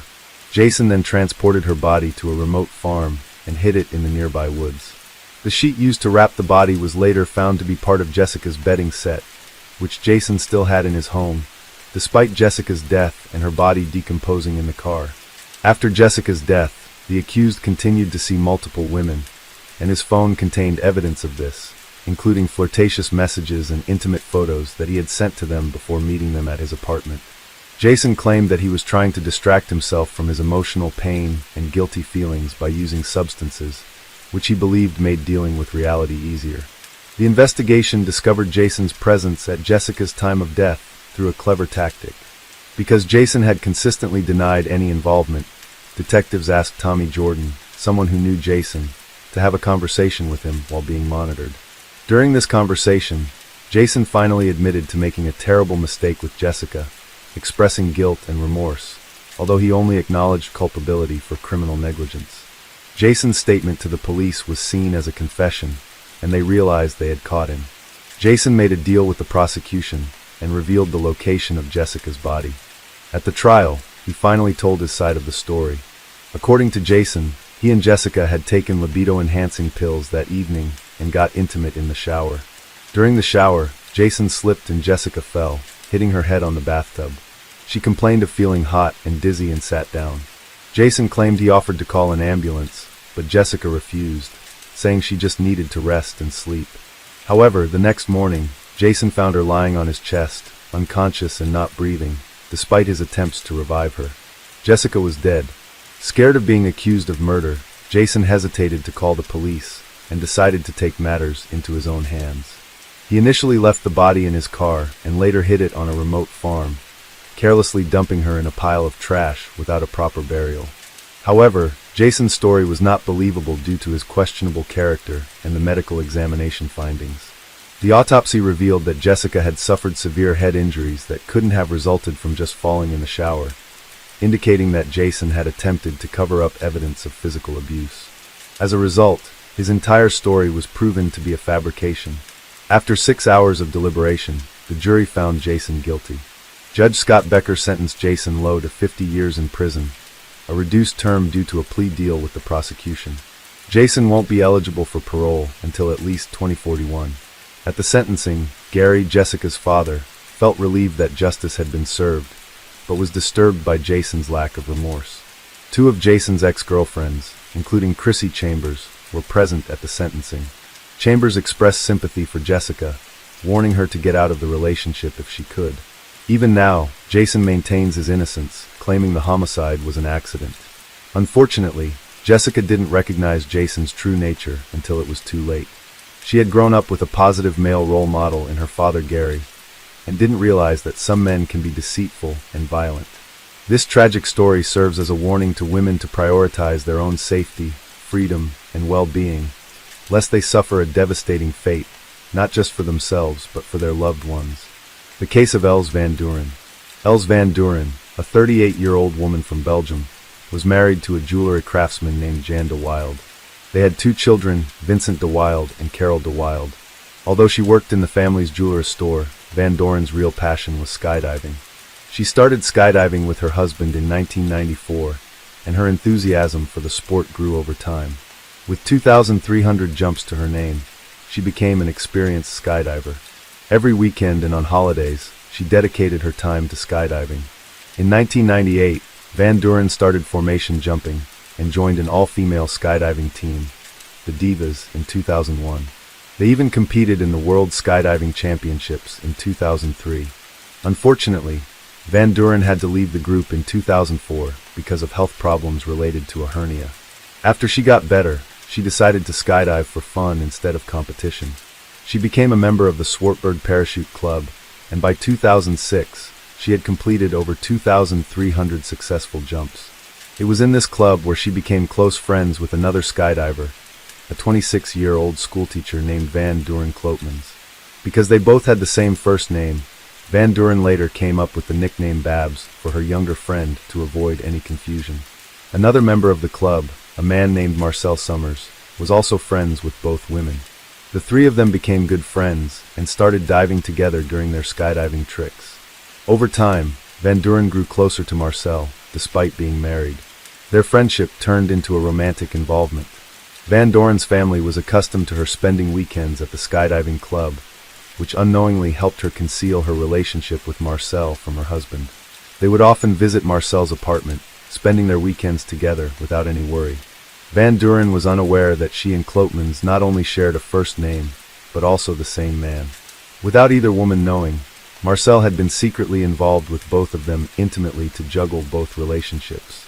He created a schedule, assigning specific days for each woman. Fridays were for Klootmans, while Saturdays were for Van Duren. This setup worked well for Marcel for a while, but it wouldn't last long as an unexpected turn of events was on the horizon. On a particular weekend on the evening of Friday, November 10, 2006, Klootmans went to Marcel's place, as they usually did every week. Little did she know, Els van Duren had decided to surprise Marcel by showing up unexpectedly that same night. Klootmans and Marcel were having dinner together when they returned to Marcel's apartment and found Van Duren waiting outside his door.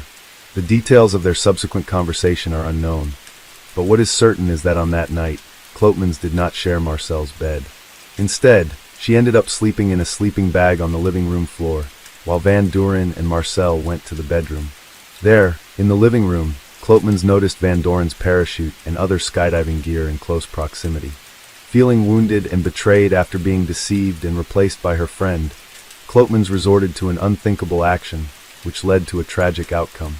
Later on November 18, 2006, 12 members of the skydiving club, including Van Doren, Klotmans, and Marcel, embarked on a flight over Flanders.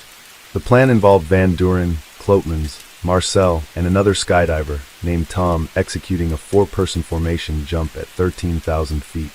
During this formation, they would interlock hands before releasing and deploying their parachutes as they prepared for the jump. Marcel and Tom leaped from the plane as intended. However, it seemed that Klotmans, perhaps due to a delay or intentionally, jumped slightly later than the others. During the freefall, Klotmans was not able to catch up with the group, and at 9,000 feet, Marcel, Van Doren, and Tom broke the formation, preparing to safely open their parachutes. At this point, it became clear that a serious problem had arisen. As Van Doren tried to her parachute by pulling the cords, it failed to open. Striving to stay calm, she recalled the emergency procedures from her training, and having dealt with a malfunctioning parachute before, she had successfully deployed the reserve parachute on that previous occasion. However, in this situation, plummeting through the air at around 200 kilometers per hour, she had only 20 seconds or less to perform a life-saving maneuver for a successful landing. Despite her efforts, pulling the reserve cord proved futile, as the parachute remained unresponsive. With her desperation escalating, she persisted in tugging at both the main parachute and reserve cords, yet no response ensued. Marcel, who was 800 meters above, observed Van Doren, who was a mere 500 meters from the ground, and sensed that something was wrong as her parachute had still not been deployed, but he could do nothing but witness the unfolding horror. In the second desperate attempt, Van Doren tried to undo the cords of the parachute, hoping to activate it, but her fate had already been sealed. At the same time, in the town of Opap-Beek, as these events were unfolding, a woman was outside doing laundry in her garden. A loud noise alerted her to what had happened, and looking up, she saw a person descending from the sky with a parachute towards her garden. This spectacle wasn't unfamiliar, given that her residence was merely a few kilometers from the skydiving club and its landing field. While turning to resume her laundry task, the woman spotted a white fabric entangled on top of her shrubs. Drawing closer, she saw a person lying amidst the bushes. Swiftly, she called her husband, who was also in the garden attending to maintenance duties, and they promptly contacted emergency services. That person was Elle Van Doren. They assumed she was one of the skydivers, but unfortunately, she showed no signs of life. Meanwhile, Marcel found a safe landing spot and ran through the streets, desperately calling out for Van Doren and trying to locate her. Marcel spotted an ambulance and followed it to the nearby site where Van Doren had landed. He rushed towards her, but had to be restrained to allow the emergency crew to approach. Upon the arrival of emergency services, resuscitation efforts were initiated but proved futile. Els Van Doren had succumbed. Marcel vehemently insisted on preserving Van Doren's parachute untouched, asserting the abnormality of both the main and reserve parachutes failing to open.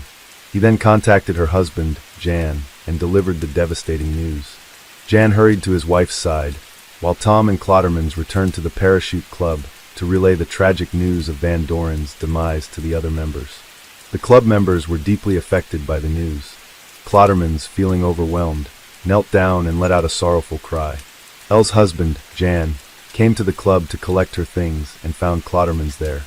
She offered to get the items, and he noticed her standing still with a strange smile. Klottermans then went towards the changing rooms with Jan following behind. But when they reached there, she suddenly closed the door, locking Jan outside. Jan later mentioned that Klottermans took quite a while before finally coming out with Van Doren's belongings. Meanwhile, at the accident site, the police had gathered Van Doren's parachute and helmet, the latter equipped with a video camera capturing her ill-fated jump.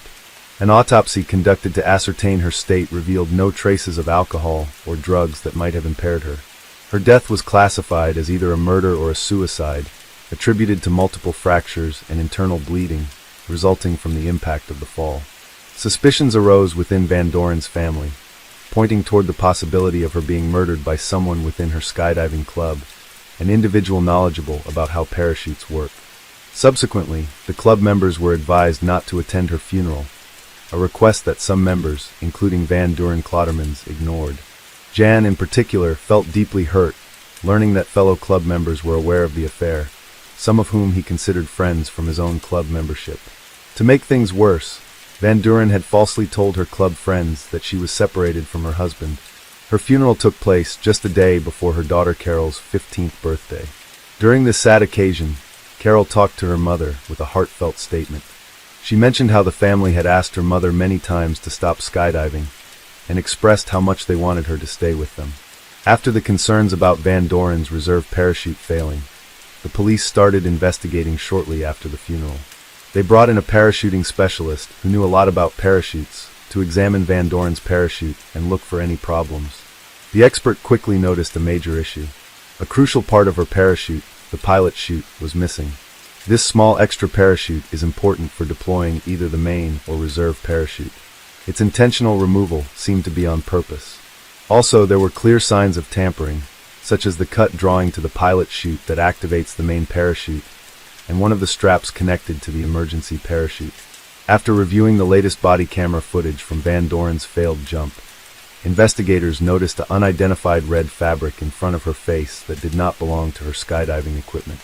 They are still trying to determine where this fabric came from, and have asked the residents to search their gardens and surrounding areas for the red item.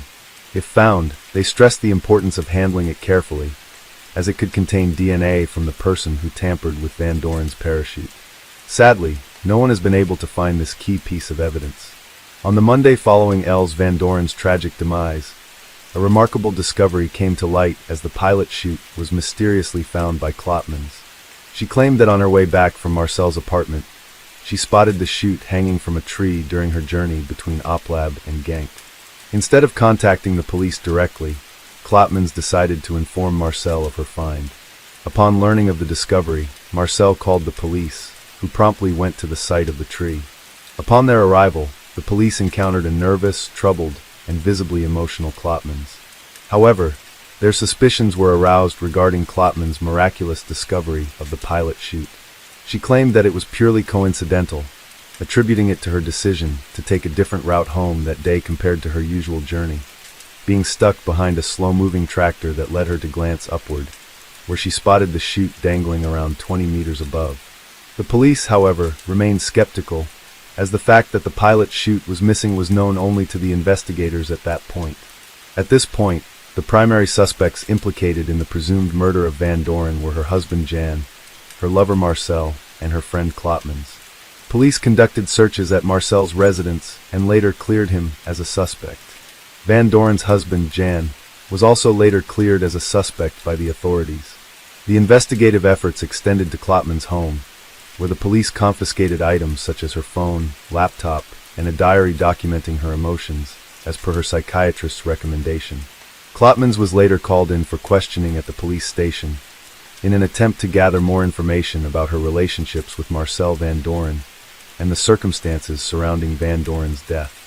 Throughout the interrogation, Klopmans firmly denied any involvement in tampering with Van Doren's parachute, and instead tried to shift the blame either onto Marcel, suggesting he had kept Van Doren's equipment during her weekend visits, or onto her husband Jan, with whom she allegedly stored her own equipment during the weekdays. After initial questioning, Klopmans was released and went home. However, she failed to appear for a second interview scheduled for December 20th, 2006. It was later discovered that she had tried to take her own life that morning by overdosing on sleeping pills and antidepressants. Her mother, Klopmans, found her unresponsive and rushed her to the hospital for emergency treatment. Klopmans wrote to her loved ones about her struggles with grief after losing her close friend and the immense stress of being a murder suspect. After her recovery, she spent 15 days in a psychiatric facility where she was closely monitored. She had previously been diagnosed with borderline personality disorder and depression. This was not Klopman's first attempt to harm herself. Marcel, who had distanced himself from her, believed her actions were a ploy to get attention, and not a genuine attempt to end her life. Marcel thought she had deliberately taken the pills just before her mother was due to return, suggesting that her main aim was to shift the focus away from her possible involvement in Van Doren's death. Marcel assumed the police were closing in on her and catching her in her own lies. After receiving psychiatric care, Klopmans was arrested on January 11, 2007, on suspicion of murdering Els Van Doren. During her court appearance on January 19, 2007, the judge decided to keep her in custody while the investigation continued. Although asked to take a polygraph test, Klopmans refused, and the test was never administered. Further investigation into Els Van Doren's skydiving equipment revealed that someone had deliberately cut the parachute cords using scissors, likely with their right hand. By March 2007, Klopmans had spent 3 months in prison, undergoing intense questioning without confessing. However, she did admit to sending an anonymous letter to Van Doren, criticizing her for neglecting her family due to her frequent skydiving. Van Doren's partner, Jan, had found the letter, but dismissed it as a criticism of Van Doren's absence from her family. It later became clear that Klopmans intended the letter as a warning to Van Doren to end her involvement with Marcel. Additionally, Klopmans confessed to making anonymous calls to Marcel, timing them when she knew he was with Van Doren, in an attempt to intimidate them. Upon examining Klopmans' automatic activation device, investigators found that she had jumped later than the rest of the team and opened her parachute earlier. They speculated that this gave her a better view of the events unfolding from above.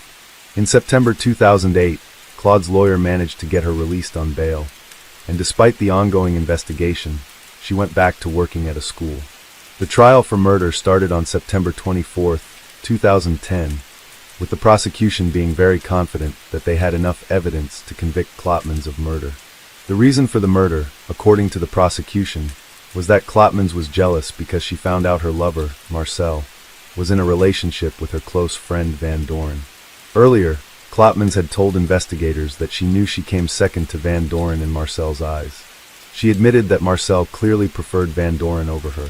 The prosecution argued that this led to a strong motive for the alleged murder, as Klopmans desperately wanted to get rid of her romantic rival, Van Doren. Klopmans' defense attorney argued that the prosecution's case relied entirely on circumstantial evidence and unproven accusations.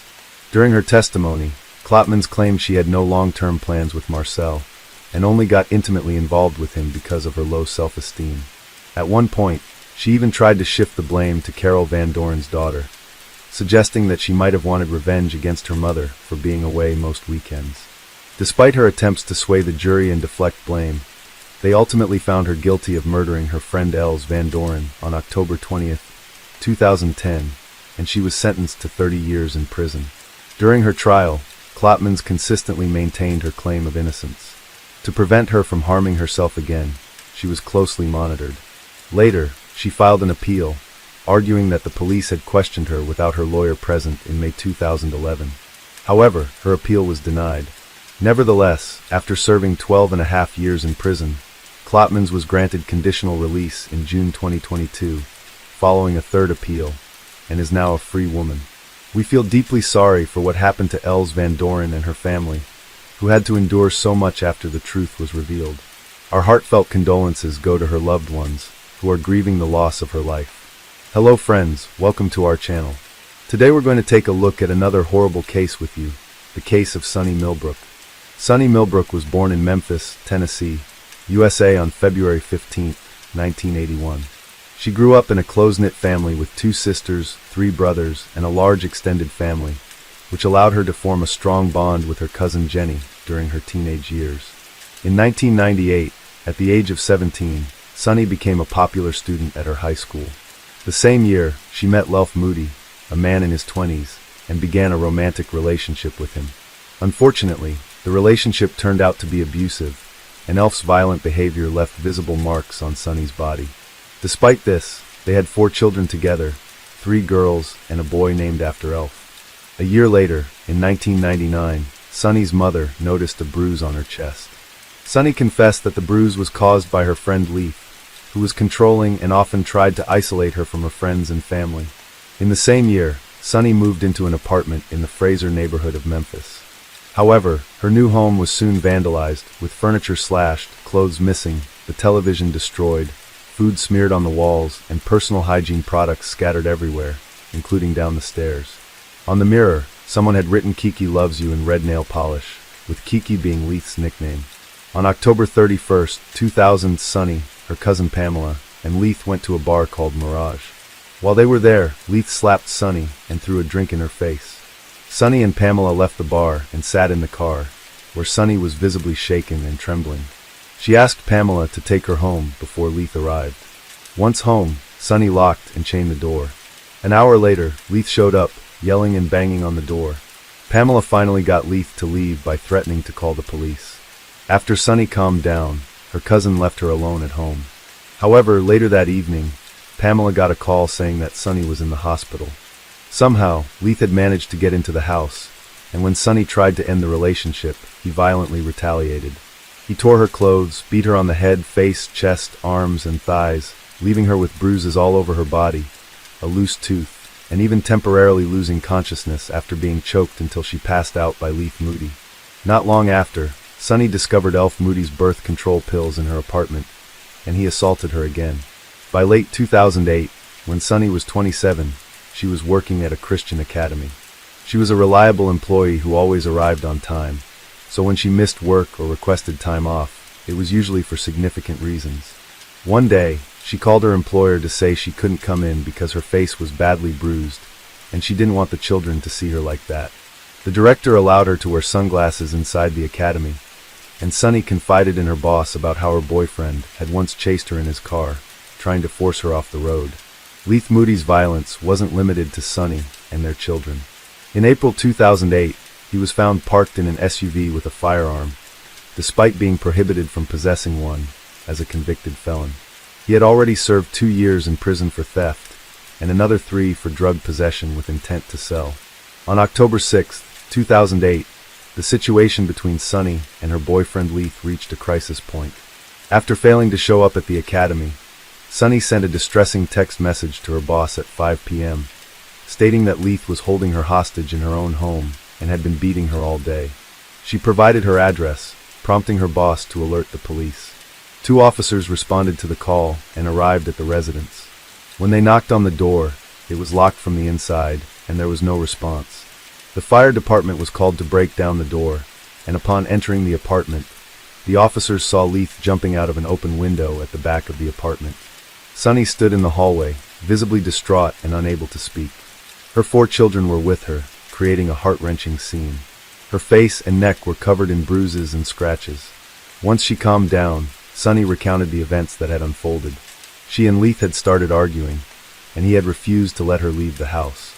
Sunny explained that they had not answered the door earlier because Leith had forbidden her or the children from approaching it or the windows. He had even hurt one of their children by grabbing him and had prevented her from taking him to the hospital. Sunny detailed the physical and verbal abuse she had suffered at Leith's hands, including being choked with a baby blanket until she lost consciousness. When the police arrived, Leith had threatened to suffocate her again, vowing to kill her next time. Although the officers searched the area, they were unable to find Leith. Sunny and her children eventually left the house in her car. 3 days after the incident, Sunny applied for a restraining order against Leith, fearing for her life and wanting to prevent any further contact with him. However, she failed to attend the court hearing on October 23rd, which meant the protection order was never granted. 6 months later, on March 10, 2009, Sunny and Leith were still in contact. On that day, Leith was supposed to pick up the children for a doctor's appointment, but instead he started a fight with Sunny, accusing her of having a new boyfriend. The argument quickly escalated, with Leith slapping her, pulling her hair, and yelling death threats as she tried to escape. Sunny managed to break free and ran out of the apartment, with Leith chasing after her. He didn't catch her, but instead grabbed their youngest child, an infant, and drove off at high speed. A police patrol, responding to the domestic disturbance, arrived just as Leith was fleeing. The officers attempted to stop him, but he evaded them and escaped.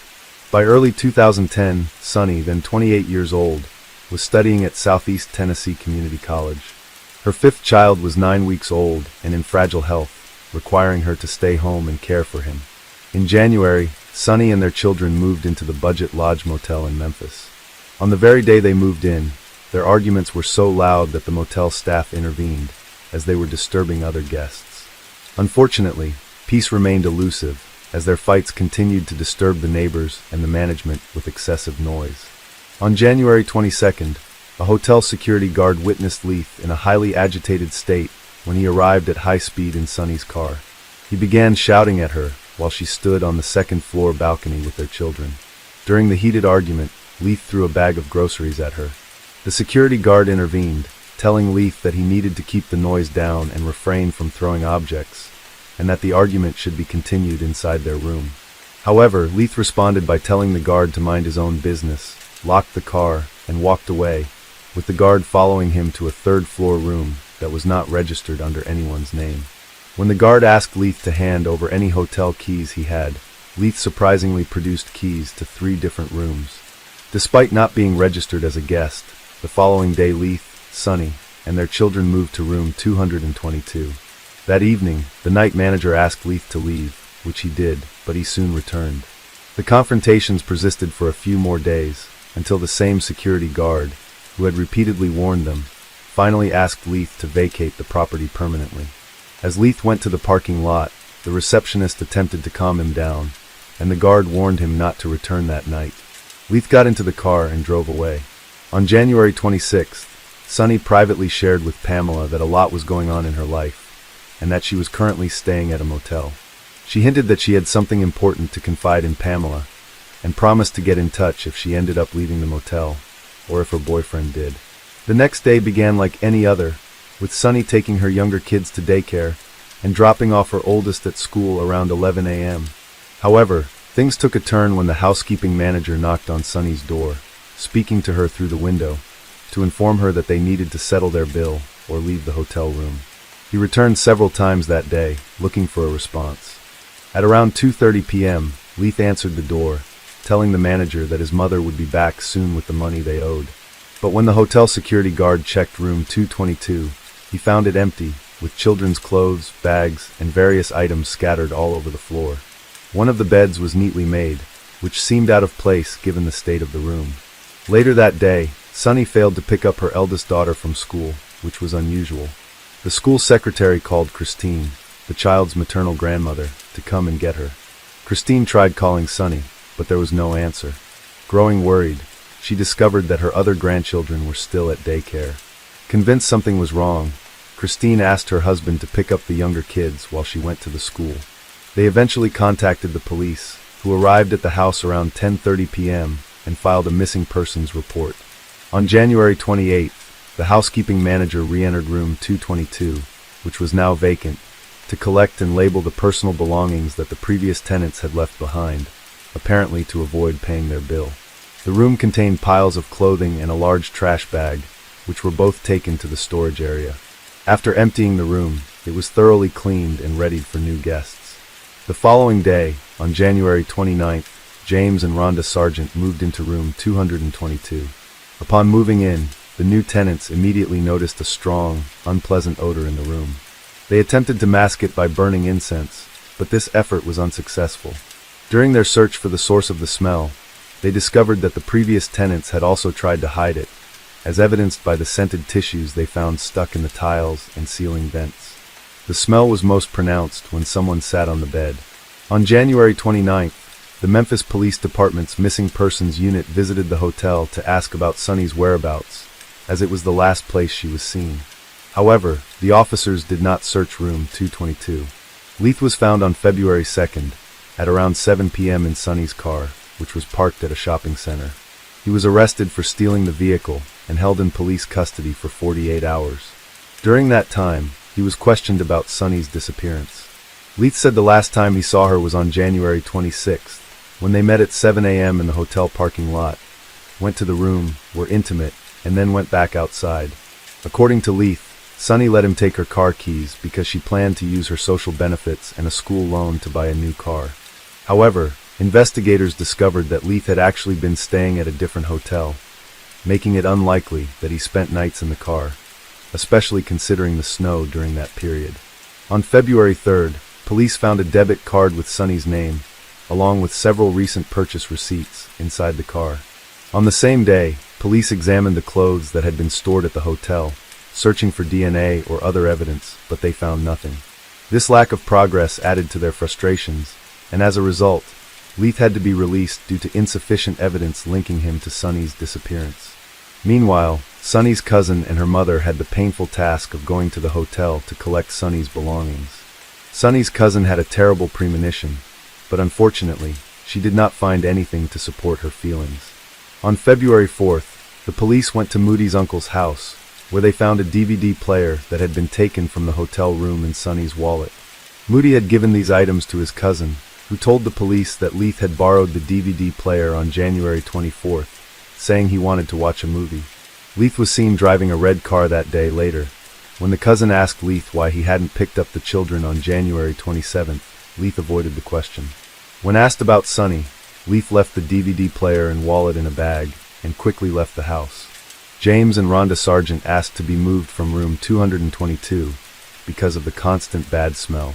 Since no other rooms were available, they had to move to a different hotel.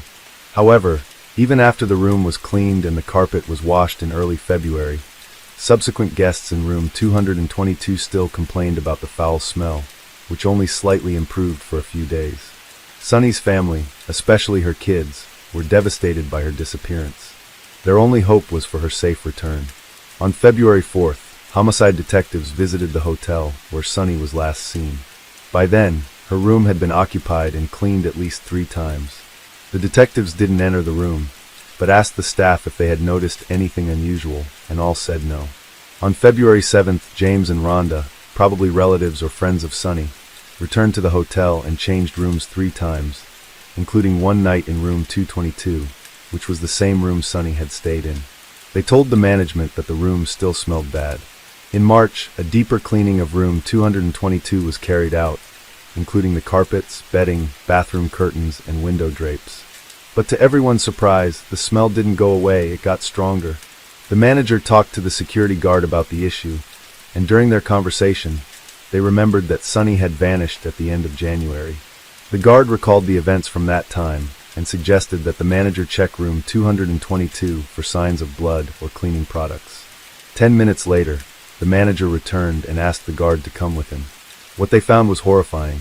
The 2 men walked into the room to find that the manager had removed the mattress from one bed, leaving only the frame behind. The lower part of the bed frame had a built-in enclosure, which prevented the space underneath from being used as a storage area. However, when they lifted the box spring, they discovered a large empty space that could conceal anything. As they peered through the solid edges of the frame, they stumbled upon a gruesome sight, a decomposing body. They immediately called the police, who arrived at the scene shortly after. Upon inspection, the bed frame was found to have marks all over it, with 2 broken wooden areas near the headboard. A towel and a cloth bag were discovered between the legs of the body, which was dressed in a shirt, but was naked from the waist down. The autopsy conducted by the forensic team revealed that the cause of death was strangulation using a coaxial cable. The cable was wrapped around the victim's neck, under one arm, around the chest, and ended at the back.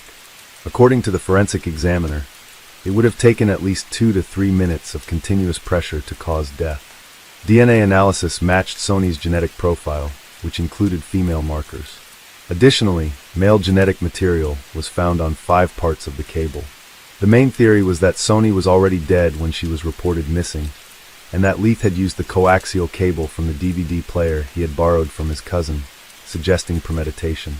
Leith was detained by the police shortly after, although not for the discovery of Sonny's body.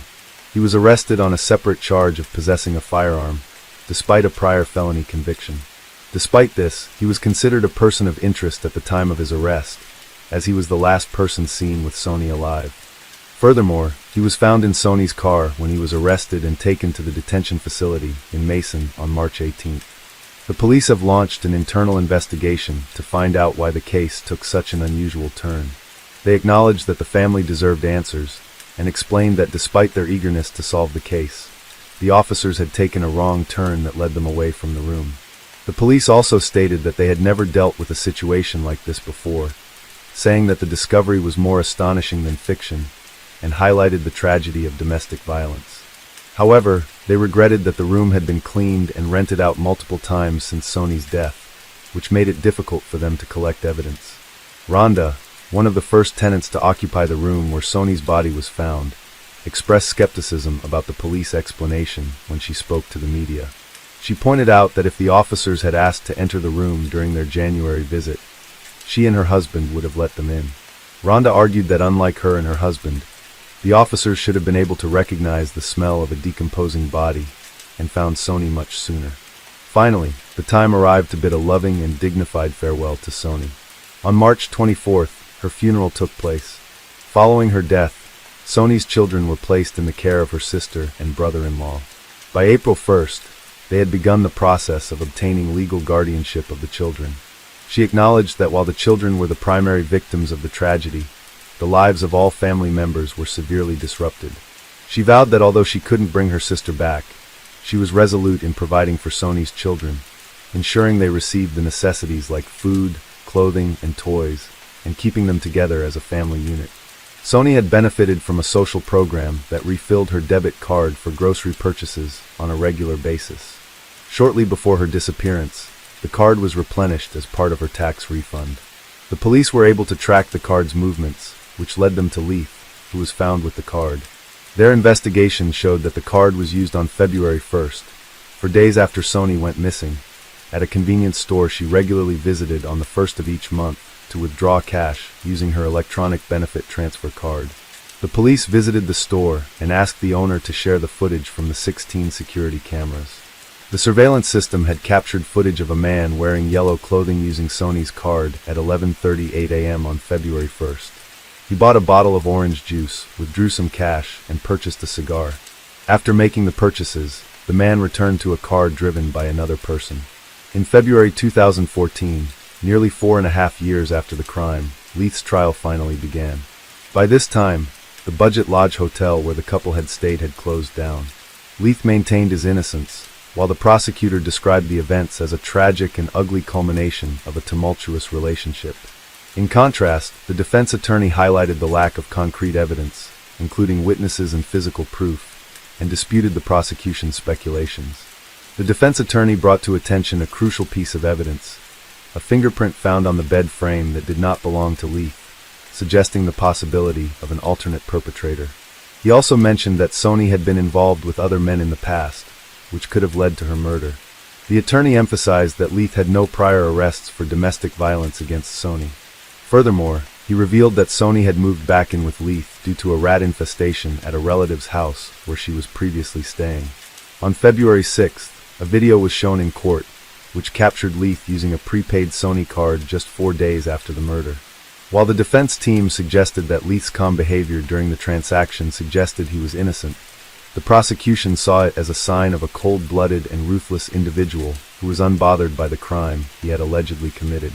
On February 7, 2014, Leith was found guilty of first-degree murder and was sentenced to life in prison. 3 days later, on February 10th, Leith appealed the sentence, arguing that the court had made an error by considering his past history of domestic violence, and that the evidence presented was insufficient. However, on July 7, 2015, the Tennessee Court of Criminal Appeals upheld the conviction, confirming the sentence. Hello friends, welcome to our channel. Today we're going to take a look at another horrible case with you, the case of Natalee Holloway. 18-year-old Natalee Holloway, who disappeared while on a trip to Aruba, an island in the southern Caribbean Sea near Venezuela.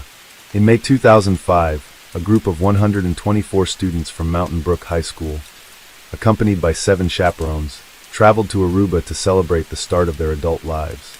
The students stayed at the Holiday Inn and had access to beaches, palm trees, restaurants, and local entertainment venues. They spent 5 unforgettable days on the island, enjoying themselves with swimming, sunbathing, dancing, and partying. However, on the day of their return, Natalee Holloway was nowhere to be found. Her belongings, phone, and passport were still in the hotel, but she had vanished. Her mother, Elizabeth Twitty, was the first to raise the alarm and reported her concerns to one of the chaperones.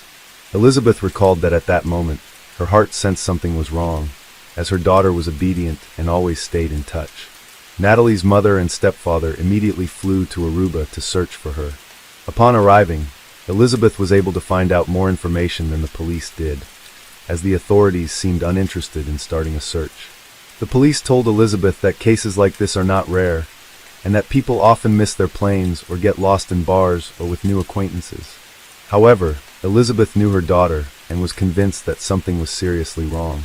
Natalee Holloway was last seen leaving Carlos and Charlie's nightclub with 17-year-old Jan, a local regular, who had offered her a drink. They left with 2 other young men in a silver Honda car. 4 hours later, Natalee's mother, Elizabeth, contacted the police again with concerning information, leading to the detention of the trio. Initially, Vanda Slott denied knowing Natalee, but later admitted to leaving the bar with her. They drove around, visited the beach, and then dropped her off near the hotel. His friends, Deepak and Ses Kalpo, confirmed his account.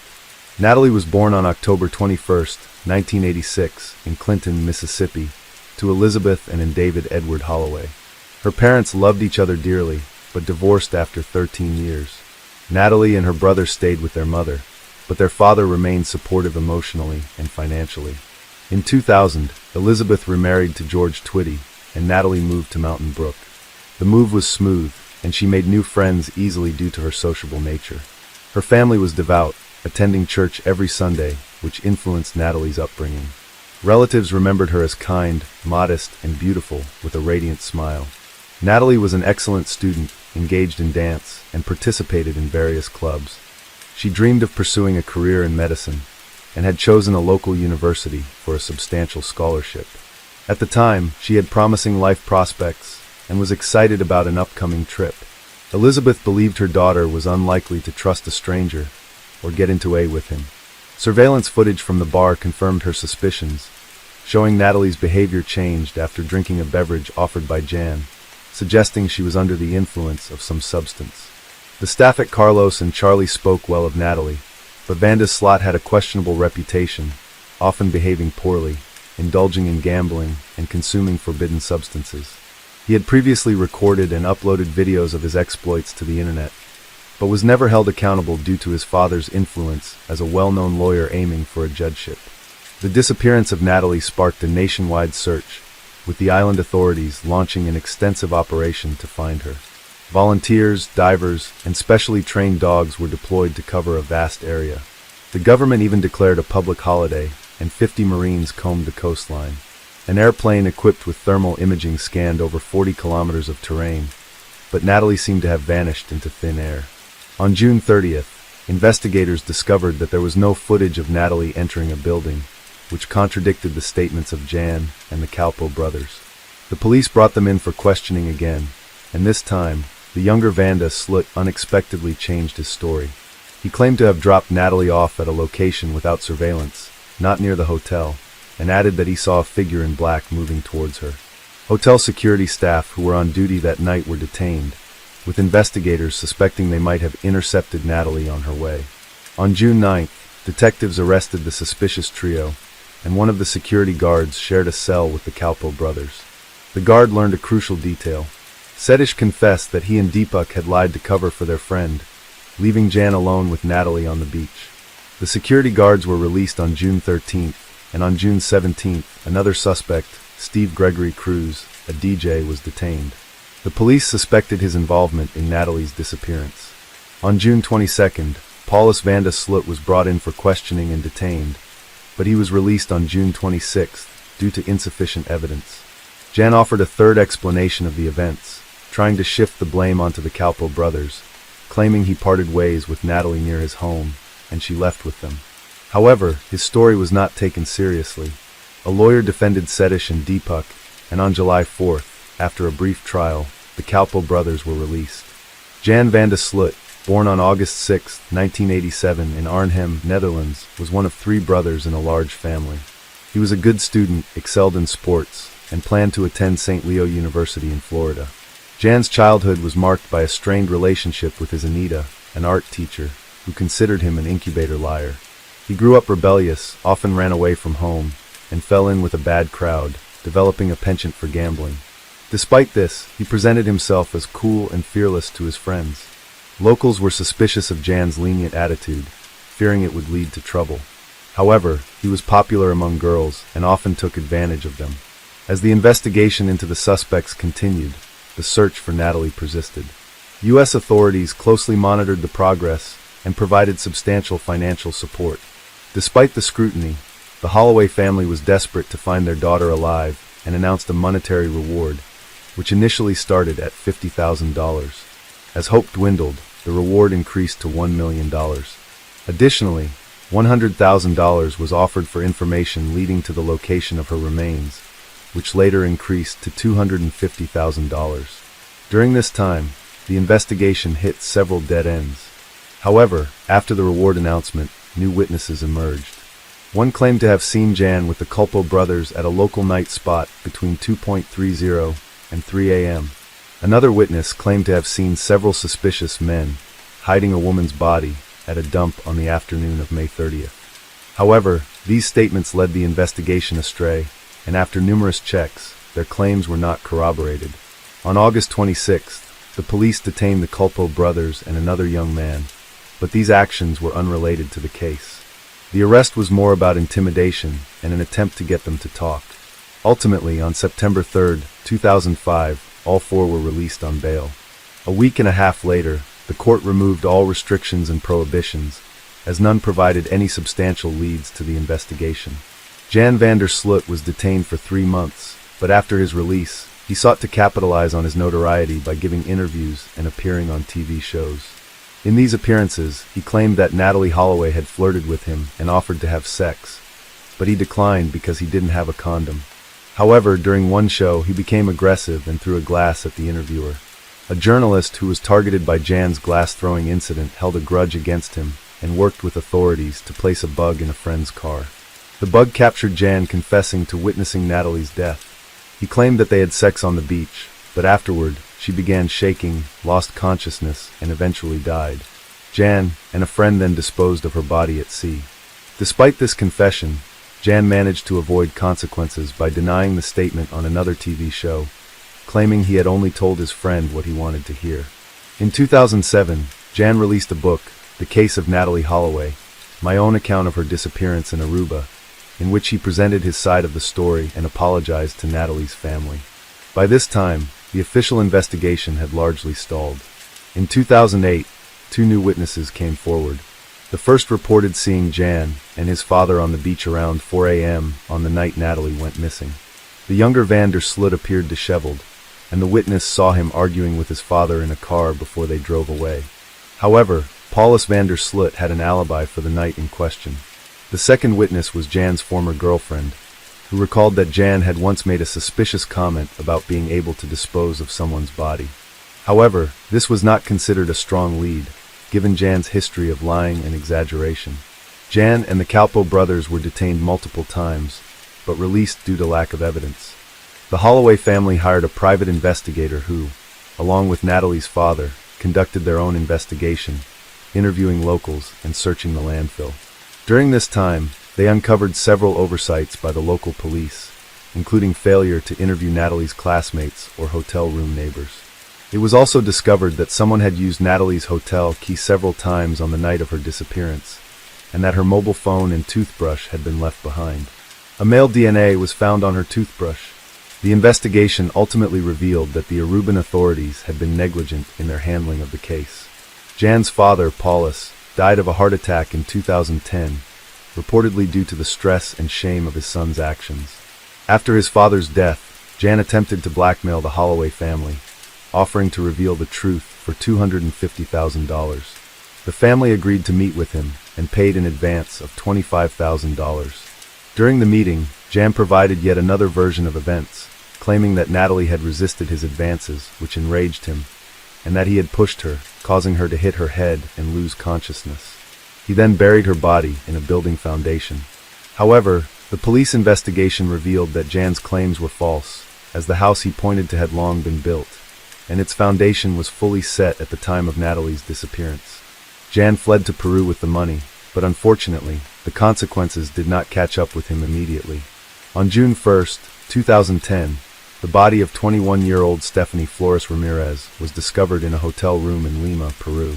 She had been severely beaten, and the cause of her death was determined to be a neck fracture. Surveillance cameras quickly helped identify the criminal, and soon after, Jan was arrested and taken to the police station. He explained that he had met Stephanie at a casino, and after playing poker, they decided to continue their acquaintance in his hotel room. However, when Stephanie accessed his laptop and discovered his connection to Natalie Holloway's death, she became frightened and wanted to leave. Jan realized what had alarmed her, became enraged, and struck her until she died. Jan was captured on his way to Chile and confessed to the crime on the 4th day of his arrest. The news shocked residents in the U.S., especially as it occurred exactly 5 years after Natalie's disappearance. Elizabeth Twitty expressed her grief, noting that justice had finally been served, albeit at the cost of another life. Jan was sentenced to 28 years in prison on January 11, 2012, for the premeditated crime against Stephanie Flores Ramirez. He was also ordered to pay $75,000 in compensation to the Ramirez family. In 2014, Jan was transferred from Pedras Gordas prison to Chalet Pala prison, where he met a Peruvian woman who visited another inmate in 2010. They got married, but it turned out Jan was using her for his own purposes. He showed no signs of remorse or guilt for his actions. Meanwhile, in June 2011, David Holloway filed a petition in an Alabama court to have his daughter Natalie, who had gone missing in 2005, declared legally deceased. Natalie's mother opposed this, hoping that Jan would confess to the crime and face trial. After a hearing, Judge Alan King ruled in favor of the declaration on January 12, 2012. On June 8, 2023, Jan was extradited to the United States and placed in Hoover City Jail in Alabama. The next day, he was charged with extortion and wire fraud, but he pleaded not guilty. However, on October 18, 2023, he entered a plea agreement, admitting to murdering Natalie Holloway. He confessed to fatally bludgeoning her with a cinder block on May 30, 2005, and disposing of her body in the ocean for sharks to consume. Unfortunately, the confession made as part of the plea deal could not be used in court. Jan was sentenced to 20 years, which would run concurrently with his prison term in Peru. Natalie Holloway's disappearance remains one of the most notorious missing person cases in the U.S., and it is still an open case in Aruba. A series of cover-ups, corrupt deals, and bureaucratic delays effectively allowed the murder of an innocent young woman to go unpunished, despite global attention to the investigation. Hello friends, welcome to our channel. Today we're going to take a look at another horrible case with you, the case of Brooke Skylar Richardson. In Ohio, the Richardson family, consisting of Kim, Scott, and their children Jackson and Skylar, seemed like a typical family. Skylar was a cheerleader who struggled with an eating disorder from a young age. Her mother, Kim, first noticed this when Skylar was 12 years old and refused to buy gum with more than 5 calories. As a flyer on the cheerleading squad, Skylar felt pressured to maintain a certain weight. This obsession with her body image led to a constant fear of gaining weight. During cheerleading season, Skylar started throwing up after meals to control her weight, which only made her issues worse. When the season ended, her struggles intensified. Skylar experienced episodes of binge eating, followed by periods of starvation or extreme dieting. Her parents grew concerned, but Skylar shut down whenever they tried to talk to her about it. They sought professional help from various doctors and therapists, who eventually diagnosed Skylar with body dysmorphia, a condition where she obsessively focused on a perceived flaw in her appearance. In July 2016, Skylar began dating a friend's cousin, but the relationship didn't last long. By January 2017, she had moved on to a new boyfriend, Brandon, and seemed genuinely happy and healthy.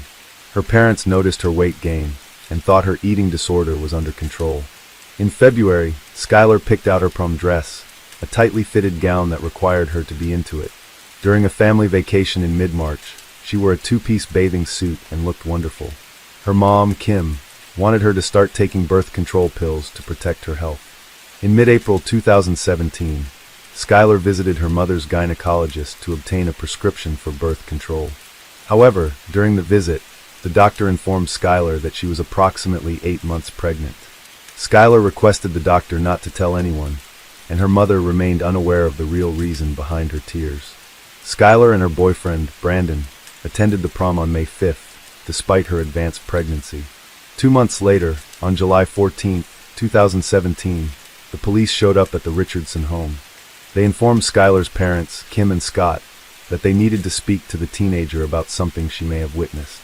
The police officers assured the parents that Skylar was not in trouble and took her at their word. Scott decided to drive Skylar to the police station, unsure of what awaited them. The police wanted to question Skylar regarding a call they received from a gynecologist's office. A patient of an OBGYN doctor gave birth to a stillborn baby and buried it in their backyard. The police were informed and took Skylar, the patient, into custody for questioning. Her father was not allowed to be present during the initial interview. The police read Skylar her rights and shared the details of the doctor's report. According to the doctor, Skylar had discovered her pregnancy on April 26th, but later reported that the baby was not alive and had been buried in the backyard. Skylar admitted to the police that she had given birth to a stillborn baby girl on May 7th, 2017. She explained that she delivered the baby in the bathroom, noticed it was not breathing, and had no heartbeat. Feeling the need to bury the baby, she retreated to the backyard, dug a shallow grave, and buried the body. To mark the spot, she placed a vase with a flower at the burial site. The police informed Skylar's parents, Kim and Scott, about the true reason for her detention. They were shocked to learn that Skylar had been pregnant, as they had no idea. They expressed sadness that Skylar had gone through this ordeal alone, and without their support. Skylar revealed that she had named the baby Annabelle, and claimed the father was a close friend's cousin, whom she briefly dated. Crime scene investigators searched the Richardson backyard, removing weeds and debris to uncover the baby's remains. Despite the challenges, they found several bones, including pieces of the skull, which they carefully collected and preserved. After more than 5 hours of questioning, Skylar and her parents were allowed to return home. However, 6 days later, the police contacted Skylar again, informing her that they had received new information from the coroner's office. They claimed that the baby's bones showed signs of burning, which Skylar vehemently denied. She insisted that she would never harm her child. The police suggested that Skylar might have tried to cremate the baby to hide the evidence, but she continued to deny any wrongdoing. However, Skylar suddenly changed her story, admitting that she may have used a lighter to try and cremate the baby's remains. She also stated that the baby might have been born alive and made a noise or even cried before dying. Skylar confessed to holding the newborn too tightly, which might have contributed to its death. During a lengthy interrogation, the police gathered enough evidence to arrest Skylar on a charge of reckless homicide. They believed she had suffocated her baby.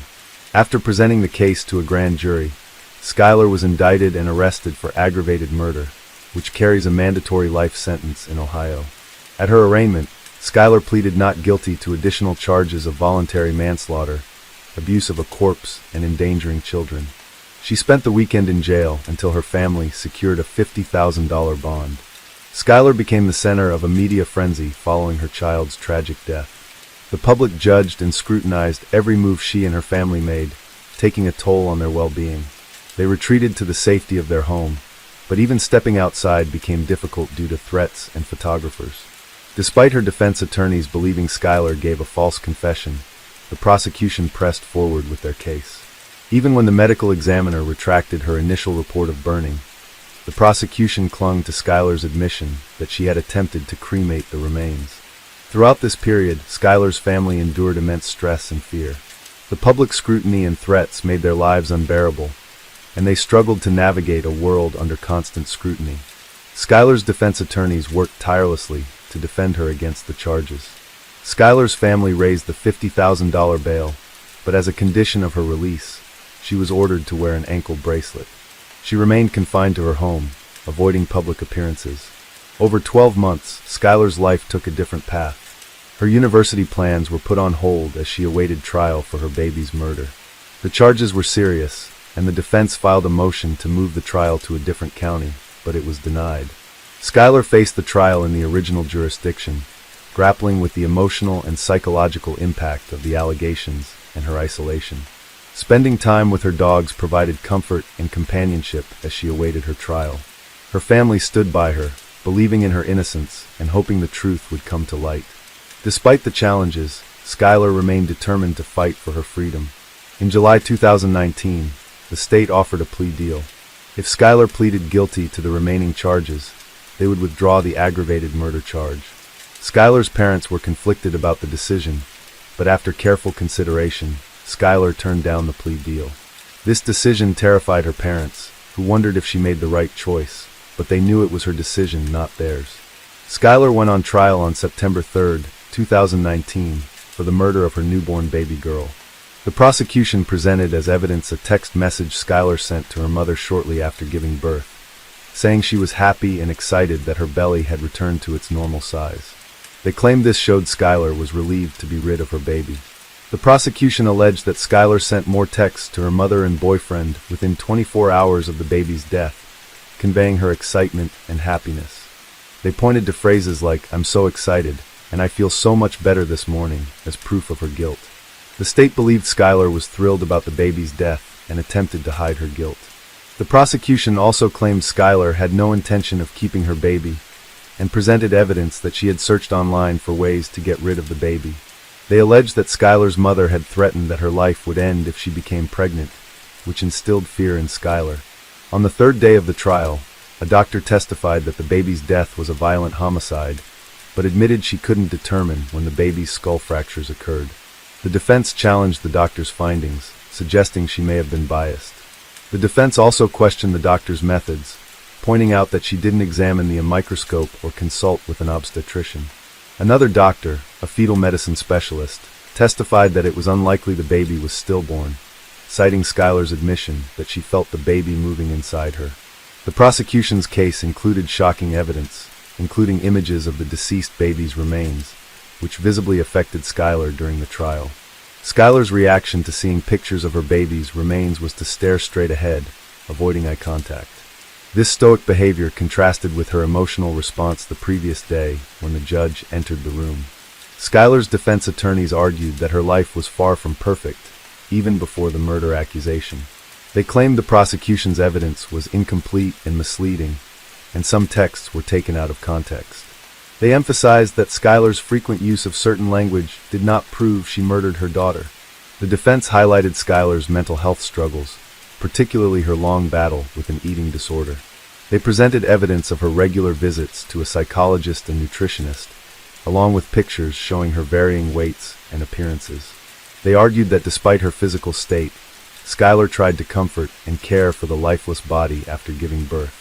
Skylar's attorney explained that she intended to tell her family about the pregnancy, but never had the chance. According to her doctor, she had 8 to 10 weeks before delivery, and planned to attend prom and graduate before telling her whom she knew would be unsupportive. An obstetrician testified that the baby was stillborn, and Skylar's description of the baby's appearance suggested it was not a healthy newborn. The doctor pointed out that Skylar only gained 15 pounds during pregnancy, possibly restricting the baby's development due to her eating disorder. The defense aimed to cast doubt on Skylar's statements to the police, suggesting she only told them what they wanted to hear. They argued that other factors may have contributed to the baby's death, and Skylar did not harm the baby. Skylar Richardson's trial lasted for 1 week, after which the jury deliberated for just 4 hours before returning a verdict. She was acquitted of aggravated murder, involuntary manslaughter, and child endangerment, but convicted of abuse of a corpse, a felony that carries a sentence of up to 1 year in prison. The judge ordered her to be held in jail until her sentencing hearing, which took place the next day. During the sentencing hearing, Skylar apologized for her actions and acknowledged the harm she had caused. The judge strongly admonished her for her role in the tragic loss of her baby, believing that if she had made better decisions during her pregnancy, her child would still be alive today. The judge sentenced her to 3 years probation for abuse of a corpse, emphasizing that her actions were morally reprehensible and illegal. In November 2020, a judge granted her request to terminate her probation 2 years early, acknowledging her progress and agreeing that she no longer required supervision. Since being acquitted, Skylar has taken advantage of her opportunity to demonstrate her rehabilitation. She has completed 2 semesters of college and has been working part-time at the law firm that represented her. Although she has faced challenges in finding employment due to her probationary status, Skylar remains determined to pursue her career goals, including attending law school and becoming a public defender. Welcome back, detectives. Let's dive into another horrible case. The case of Celeste Mano. Celeste Mano was born on November 30th, 1997, in Melbourne, Victoria, Australia. She was the youngest of 2 children to parents Aggie Darrow and Tony Mano, and grew up with her older brother Alessandro. Although her parents separated when she was young, her father remained involved in her life, providing financial support and maintaining a relationship with his children. Celeste was a sociable and active student who enjoyed sports, dance. Initially, she wanted to become a lawyer and enrolled at the University of Melbourne to study criminal and civil law.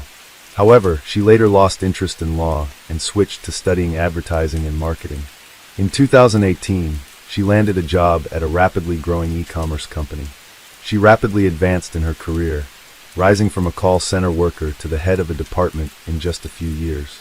She was considered one of the company's most promising employees. Celeste has always been the center of attention, especially among men.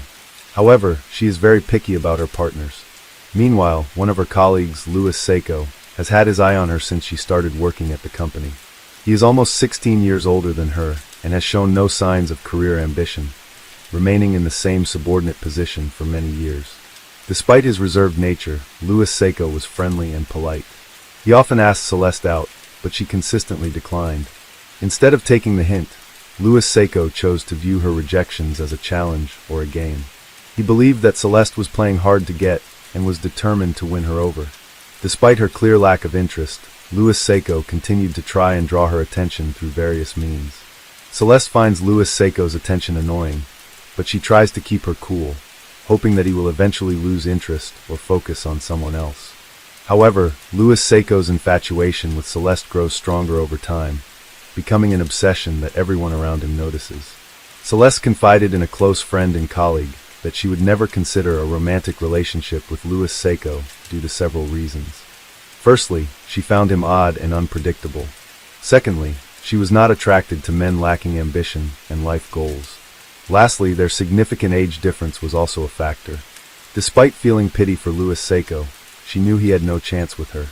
Louis Seco's relentless pursuit of Celeste led to a critical mistake. He neglected his work duties. As a result, his productivity plummeted, which did not go unnoticed by senior management. Louis Seco received 3 reprimands and warnings before being dismissed in early autumn 2019. As he gathered his belongings in the office, he appeared on the verge of tears, clearly devastated by the outcome. Celeste is relieved when Louis Seco finally leaves her alone, but she also feels guilty, thinking that her actions contributed to his firing. Manel, as a department manager, thanked Louis Seco for his years of service and escorted Louis Seco out of the building. As they parted, he patted Louis Seco on the back and sincerely wished him luck. The dismissed employee, Louis Seco, came to a surprising realization. He thought Celeste was hesitant to pursue an office romance because she was his superior, and it might harm her career. Now, Louis Seco believed that there were no obstacles to their happiness, and they could be together. Overcome with emotion, Louis Seco suddenly kissed Celeste on the cheek. Shocked by his bold move, Celeste was speechless. She quickly turned around and fled back into the office without saying a word. Louis Seco misinterpreted her reaction, thinking that Celeste had feelings for him and that he shouldn't give up on pursuing her. After being fired, Louis Seco created a social media account and sent Celeste a friend request, which she initially accepted. However, when he began asking her to meet up and go out, she politely declined and eventually blocked him. Undeterred, Louis Seco created a new profile and sent her another friend request the next day. Celeste tried to ignore him, but he continued to comment on her photos, complimenting her appearance and suggesting they would make a great couple. To limit Louis Seco contact, Celeste adjusted her profile settings to restrict messages, comments, and posts to only her friends. Despite this, a week later, she started receiving romantic messages from an unknown number, which she suspected were from Louis Seco. The messages included poems he had written, admiring her beauty and trying to persuade her to go out with him. This was particularly concerning since Louis Seco had never had her personal phone number during their time working together, and she had only communicated with him through work channels. Celeste initially tried to address the stalker by answering one of his calls. Celeste explained to him that there was no possibility of a relationship and urged him to stop contacting her. Unfortunately, Louis Seco was not receptive to her message, and instead continued to focus on how much he enjoyed hearing her voice. Despite Celeste's attempts to block him, Louis Seco managed to circumvent this by calling from different numbers each time. Feeling harassed, Celeste eventually changed her phone number, but to her surprise, Louis Seco was able to obtain her new number within a week. Celeste had been trying to protect herself from Louis Seco, a crazed fan, for about 6 months. Despite blocking Louis Seco's phone number and social media accounts and ignoring his messages, the harassment continued. The messages escalated from romantic to bold and threatening, followed by demands to meet Celeste. Celeste had no idea that Louis Seco had begun following her from work to her home, knowing her address. At first, she caught glimpses of Louis Seco near her home, but Celeste assumed it was because she was too nervous.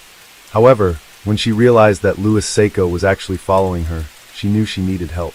Celeste decided to seek police protection, hoping to obtain a restraining order that would prohibit the stalker from approaching her or her home. The police officers were unresponsive to Celeste's concerns, seeming to mock her request for help. They claimed that Louis Seco had not done anything illegal, as writing explicit poems or fantasies in text messages is not against the law. Without evidence of Louis Seco following her lurking near her home, Celeste was told to leave the police station. Celeste continued to be harassed by Louis Seco on a regular basis. During the day, she would see his car parked across the street from her office, and at night, he would drive past her house several times. This constant presence made her feel uneasy. In August 2020, Celeste returned to the police station, this time providing photo and video evidence on her phone that showed Louis Seco was indeed stalking her. A different officer took her statement and was more serious about the situation, expressing surprise at his colleague's previous indifference. He advised Celeste to go to court immediately, where a restraining order was issued against Louis Seco, prohibiting him from contacting or approaching her in any way. Louis Seco's sudden disappearance brought Celeste a sense of relief and freedom. However, that feeling did not last long.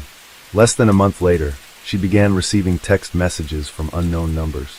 The messages were from Louis Seco, who initially begged her to retract his statement and drop the restraining order, arguing that it was interfering with their romantic relationship. Over time, his tone shifted from pleading to demanding. Celeste immediately reported the messages to the police, as Louis Seco's actions were a clear violation of the restraining order. As a result, he was fined and warned that further violations would lead to severe consequences, including the possibility of jail time if he continued to harass her. After this incident, Louis Seco remained silent for almost 2 months, leading Celeste to believe that he had finally left her alone. Celeste met Chris Riedsdale in September 2020, and they quickly discovered they shared many common interests, life views, and goals, which led to a romantic relationship. She confides in Chris about her harassment by Louis Seco, who has been silent for over a month, but still worries her. Chris made a conscious effort to make Celeste feel safe and supported, showering her with care and attention. A month later, in early November, Celeste decided it was time to introduce Chris to her family over dinner. Her family welcomed Chris warmly. The next few weeks passed peacefully, and Louis Seco made no further attempts to contact Celeste. She was happy, spending all her free time with Chris, and it seemed that she had finally forgotten about worrying about Louis Seco. On November 15, 2020, they went on a date to a cafe, where they sat together, enjoying each other's company. Celeste offered to take a selfie to capture the moment. Celeste loved the photo so much that she decided to use it as her profile picture on social media. By doing so, she also wanted to share the news of her new relationship and make it clear that things were getting serious. Chris also posted the photo on his page, along with a heartfelt caption expressing his love for Celeste. Sadly, this date turned out to be their last. After dropping Celeste off at home, Chris said goodbye, planning to see her again the next day. Celeste spent about an hour in the kitchen with her mother Eggy, before going to bed early to get ready for work the next morning. On November 16, 2020, Eggy was suddenly awakened around 4 a.m. by the sound of breaking glass. At first, she thought the noise was coming from outside, but then she heard more suspicious sounds, including banging, screams, and commotion, which seemed to be coming from within her house. Eggy quickly got out of bed, put on her robe, and rushed to her daughter Celeste's room. As she opened the door, she saw someone jumping away from Celeste's bed and escaping through a broken window. When Eggy turned on the light, she was shocked to see her daughter lying in a pool of blood, covered in cuts and small shards of glass. Celeste was struggling to breathe, her eyes wide open and looking up. Eggy immediately called an ambulance and tried to stem the bleeding from her daughter's deep wounds while she waited for help to arrive. Tragically, despite their best efforts, Celeste passed away before police and paramedics arrived. The medical examiners found over 20 stabbed wounds on the victim's body, with the fatal blow being a wound to her heart. After investigating the scene and comparing it to Eggy's testimony, the police concluded that the attacker broke into the Celeste's room through the window and carried out the attack in under 3 minutes before the Celeste's mother entered the room. The attacker used a large butcher's knife, striking randomly, and the Celeste tried to defend herself, as evidenced by the numerous cuts on her arms. When asked if the Celeste had any enemies, Eggy mentioned Louis Seco, who had been harassing the victim with calls and threatening messages for over a year. This information was confirmed by other family members, friends, and colleagues. The suspect left behind a large number of bloody fingerprints at the scene, as well as DNA on a fence he jumped over while fleeing, which was likely due to an injury to his hand. As a result, it was crucial to detain and interrogate Louis Seco immediately, as he was the prime suspect in the case, and to verify and compare all the evidence and witness statements. Luis Secco was immediately taken into custody, but initially claimed to be innocent, professing his love for Celeste and insisting he could never hurt her. However, forensic analysis quickly proved him wrong.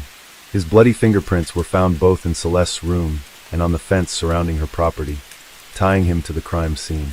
Investigation revealed a prior restraining order, which prohibited Luis Secco from approaching Celeste. Notably, the night before the crime, he bought a hammer and large knife at a local hardware store.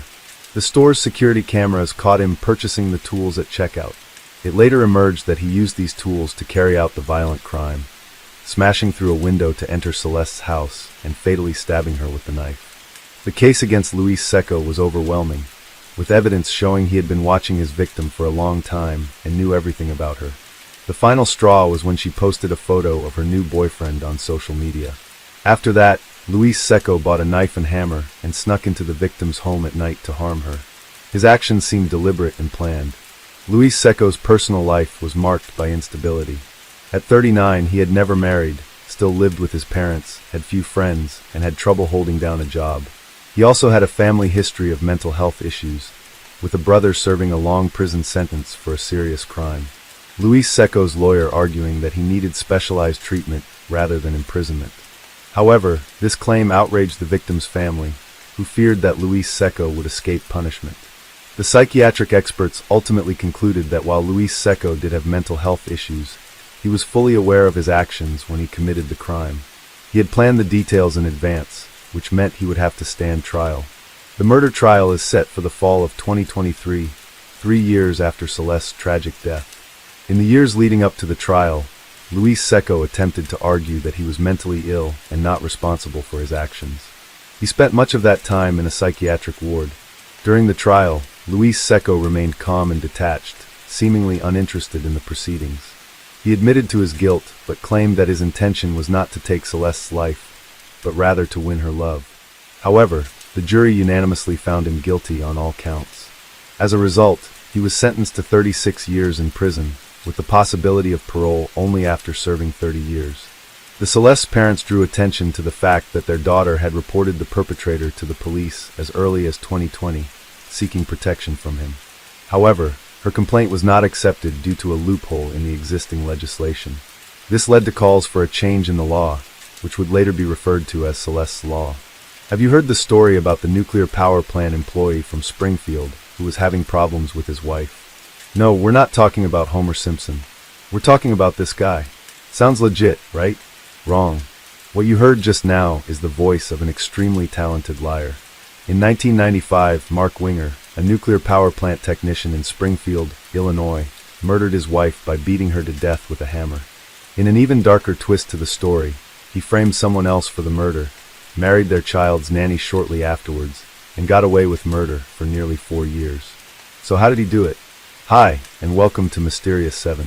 I'm Michael, and today I'm going to take you guys through another case with the most insane twists you've ever heard. In June of 1995, it seemed like life couldn't possibly get any better for Mark and Donna Winger. The nuclear technician and his wife had been happily married for several years, and they had just adopted a newborn baby girl named Bailey. Donna was the oldest of 3 sisters in what they described as an incredibly close-knit family. The Dreschers grew to love Mark too. He was smart, Jewish, he was attractive, and he was fun, Donna's sister, Jenny Levin, told the media. Donna just felt like she had found her person. After Mark and Donna Winger were married in 1989, he was offered a job, and the newlyweds settled in Springfield, Illinois. We always joked about the fact when one sister marries, that husband marries 3 sisters, Levin said. We shared our lives with Mark. Donna was working as an operating room technician, and Mark was a nuclear engineer. Donna couldn't have been happier. The only thing she would have liked was to have a child, her stepfather Ira Drescher said. Donna's mother, Sarah Jane Drescher, said her daughter was overwhelmed when she learned that she could not get pregnant. But then one day while working at the hospital, a doctor told Donna that a teenager was looking to put her baby up for adoption. Adopting the child was an easy decision for her. She looked at me with tears when she said, "Michelle, I knew it the minute they put the baby into my arms." She has always been mine, Donna's sister, Michelle Hansen, said. The Wingers welcomed baby Bailey into their home on June 1, 1995. Donna's family said the couple loved their new roles as parents. They seemed to have all the makings of a long and happy life together. Mark was just as excited to become a dad as Donna was to become a mom, Hansen said. Donna had met the woman who would eventually become her best friend, Deanne Schultz, at the hospital. And with the arrival of Bailey, the two bonded over motherhood. But then everything turned dark. In August 1995, Donna took baby Bailey on a trip to Hollywood, Florida to visit Donna's family. Her mother had just dropped the two of them off at the airport and hired a driver to pick them up in St. Louis, Missouri, and drive them back to Springfield. So after the visit, the two flew into St. Louis Airport and hopped in a cab driven by Roger Harrington with a 2-hour ride back to Springfield. During the course of the drive, Harrington reportedly began flirting with Donna and talking about drugs and orgies. Detective Charlie Cox, a police officer who investigated Donna's death, later said, "This gentleman started opening up to Donna about issues he was having. He had a voice in his head named Dom. Dom would tell him to do bad things.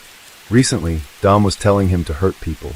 After Donna safely arrived home with Bailey, she called the transit company to make a formal complaint about Harrington's behavior, and the driver was suspended.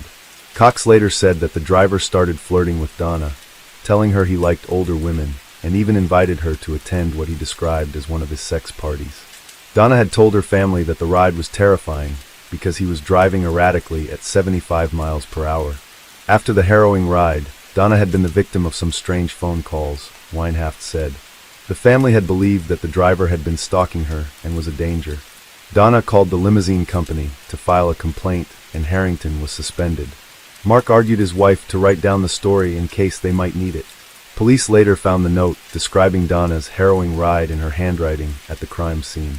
Donna also told Mark about the experience, and though he played a part of the supportive husband and helped her file the complaint, it turned out that he had ulterior motives for doing so. Just days later, Mark invited Harrington to their home, perhaps under the pretense of helping him get his job back. On the 29th of August, 1995, the cab driver wrote Mark's name, address, and the time on a scrap of paper in his car, drove to the Wingers' home, walked inside with a coffee cup and a pack of cigarettes, and was shot twice in the head. Mark Winger then called 911 and told the dispatcher he'd just shot a man who was killing his wife. He informed police that he'd been walking on the treadmill in the basement when he heard a commotion upstairs. He grabbed his gun, went to investigate, and found Harrington swinging a hammer at Donna. In an effort to defend his wife, he'd shot the man twice. Police arrived on the scene to find that both Donna and Harrington still had a weak pulse. Mark was in a back bedroom, rolling back and forth in total shock. When former Springfield Police Detective Charlie Cox arrived at the Wingers' home, he remembered they could see the victims from the front door.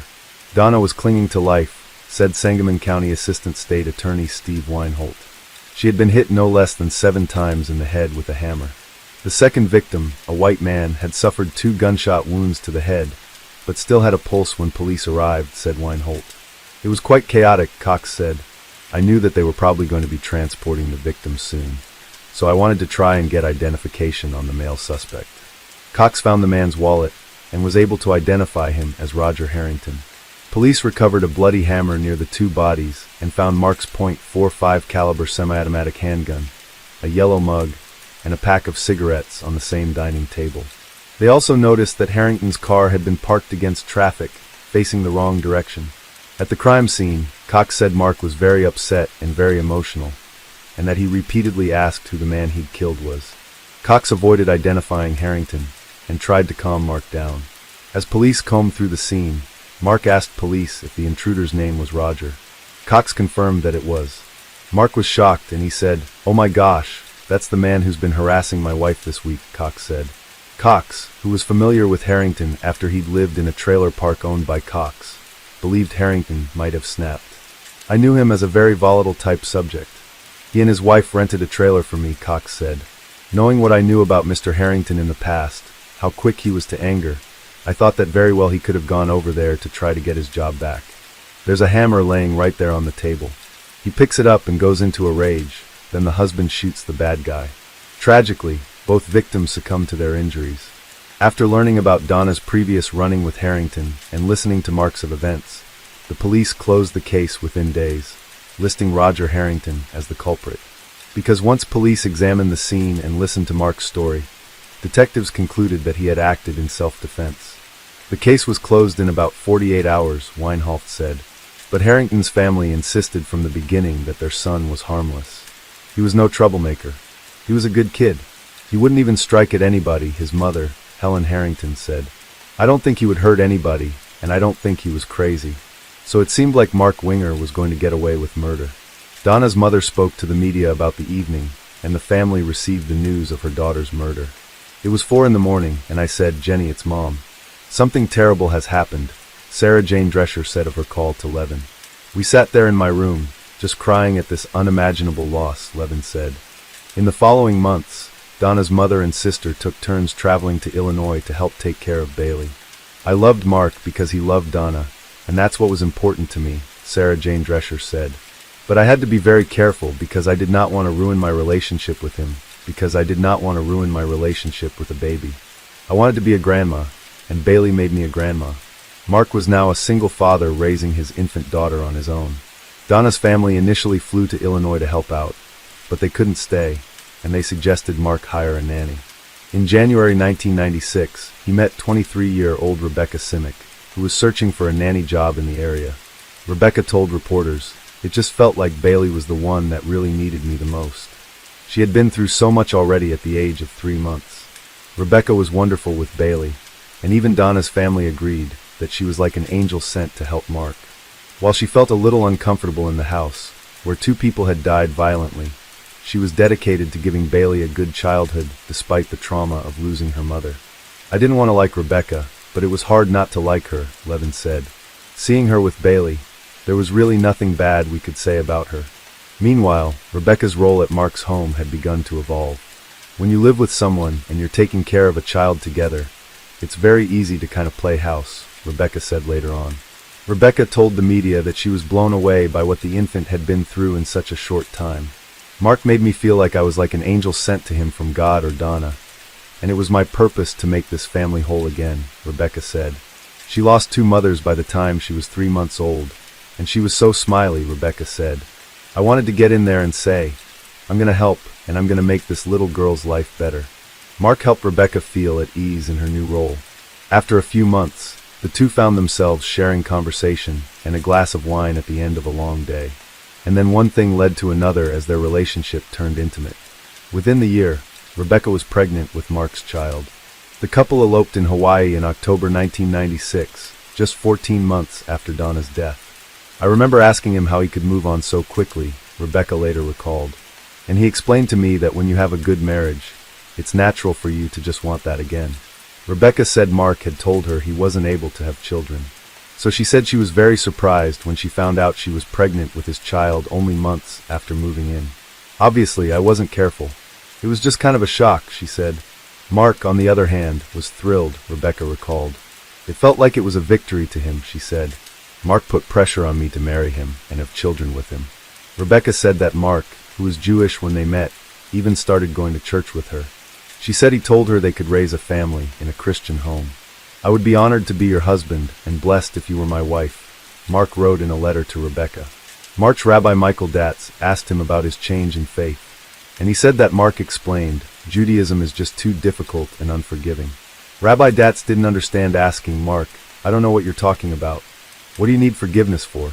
He said Mark didn't respond, but then it seemed like Mark was trying almost a little too hard to leave the past behind.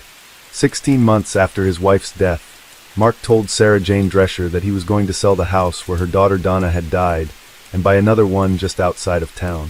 He and Rebecca had started a family of their own, and he started cutting ties with Donna's parents. I received a letter from Mark one day saying to me, I could not be called Grandma, Sarah Jane Drescher said. I wrote him back and I begged him, please let her call me Grandma. And he said, I'm sorry, there's no way I am going to allow her to call you Grandma. And that's the way it is. Sarah said she mourned that loss for a long time. Bailey Simic, now 25, told reporters that her grandmother and grandfather, Ira Drescher, would send a birthday card to her every year. I always remember asking my mom, who's Sarah Jane and Ira. She said, my mom would always explain like, those are Donna's parents, and they just want to let you know that like, they love you and that they remember you. Eventually, Mark sold the house where Donna had died and moved with his new wife to the suburbs outside of Springfield. Things seemed great on the surface. They had 3 children together, and Rebecca raised Bailey as her daughter. Though chaotic, their life seemed almost perfect. Mark was a loving partner and a very involved father. That would all change quite soon. One day in early 1909, when Mark was feeling ill, Rebecca took him to the emergency room in the hospital where Donna had worked before her death. There they saw Donna's best friend and co-worker, Deanne Schultz. She seemed upset to see Mark, and Rebecca remembered that Deanne had acted strangely when she first came on Bailey's nanny, as if she were anxious to stay involved in Bailey's life. After they returned home, Mark commented that may not be the last they heard from Deanne. He was right. In February 1999, Deanne dropped a bombshell on the police, revealing that she and Mark had been having an affair before Donna's death. She said that at one point, he'd remarked to her that things would be easier for them if Donna was dead. She told them that after Donna's fateful ride with Roger Harrington, Mark said that he needed to get that driver to the house. All you'd need to do is find the body, he told her. Deanne never thought Mark was serious, but when Donna turned up dead soon after, she knew he had done it. Mark had threatened her not to tell anyone about the things he'd said, and she'd attempted suicide several times while struggling with her guilt. After seeing him in the hospital, she decided she couldn't keep quiet any longer. After hearing Deanne's story, police decided to take a closer look at the evidence from the day of the murders. The more they thought about what they'd once assumed was an open and shut case, the more questions they had. Why were there no signs of forced entry into the Winger home that August day? Why would Roger Harrington bring his cup of coffee and cigarettes into the house with him if he'd planned to attack Donna? And why would he use the Winger's hammer as a weapon when he had a tire iron and a knife in his car? At that point, investigators came upon 3 never-before-seen Polaroid photos taken the day of the murders. They'd been with the evidence collected in a civil suit Mark had filed against the transportation company that had employed Harrington. The position of the bodies in the photos showed that Mark's version of events were not possible. Mark Winger had stated that Roger Harrington was kneeling right next to Donna Winger's head, and he was beating her with a hammer, Weinhoft explained. He stated that he shot him, and that the man fell backward, so that his feet remained near Donna's head. In reality, the Polaroid photographs show the exact opposite. Blood spatter experts agreed. Cox later told the media, "I was ashamed of the way the investigation went. I heard Roger Harrington's family. I ran his name through hell for no reason. I mean, he was an innocent victim. It had become clear that Mark was the real murderer behind the scenes the whole time." Rebecca Simic was left to make sense of the tragedy. She had no idea what Mark was capable of, and afterward, she moved her 4 children out of Springfield to feel safer. While Mark had tried to keep Bailey away from Donna's family, Rebecca encouraged them to be reunited. "We'd been hurt a lot by the same person," Rebecca said, "but it didn't break us." Donna's family and Rebecca spoke to reporters about the horrific realization that Mark was a manipulative killer hiding behind the mask of a brilliant engineer and a kind, loving husband and father. In December 1999, more than 4 years after the murders, the Springfield State Journal-Register ran an article based on allegations in the civil lawsuit that Mark had arranged the murder himself and killed both his wife and Harrington.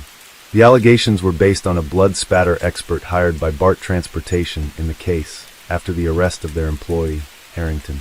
Everything came to a head. "It changed everything," Rebecca said of the article. "I mean, it went from Mark as the hero who was defending his wife, this noble stand-up guy that every man wanted to pat on the back, to a manipulative, deviant murderer." As the detectives continued their reinvestigation, they learned that Harrington's roommate, Susan Collins, had initially told police that someone asked to meet with Harrington on the day of the murders, and that she had seen Harrington on the phone arranging that meeting. Inside Harrington's car, they found a note written on a bank deposit slip with Mark's name, his address, and the time to be there.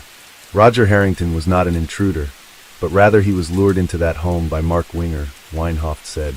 Deanne Shelton's cooperation with police and evidence that raised questions about Mark's story prompted the voluntary dismissal of the civil suit against BART Transportation. "I didn't see it coming," Rebecca said. "I didn't know that this whole investigation was brewing.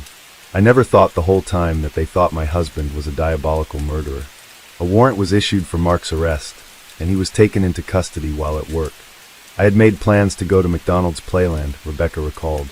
"We were there and I got a phone call, and it was Mark's secretary, and she told me that Mark had just been arrested. I was just sick, like my whole body kind of went numb, and I just couldn't believe it. I was shaking so badly, and I just remembered feeling so scared. I felt that I owed it to him, and to my kids to just stand by him, she said. Hanson, Donna's sister, said she didn't feel relieved following Mark's arrest. I still wanted to believe he was innocent, she said. Here's this person that I know in handcuffs, and what's going to happen? Bailey was just 6 years old at the time of Mark's arrest. She said no longer having her father home was scary. I just remember everyone just trying to remain calm and kind of, at the time, being like, Dad's just going away for a while, and that he'll be back soon, she said.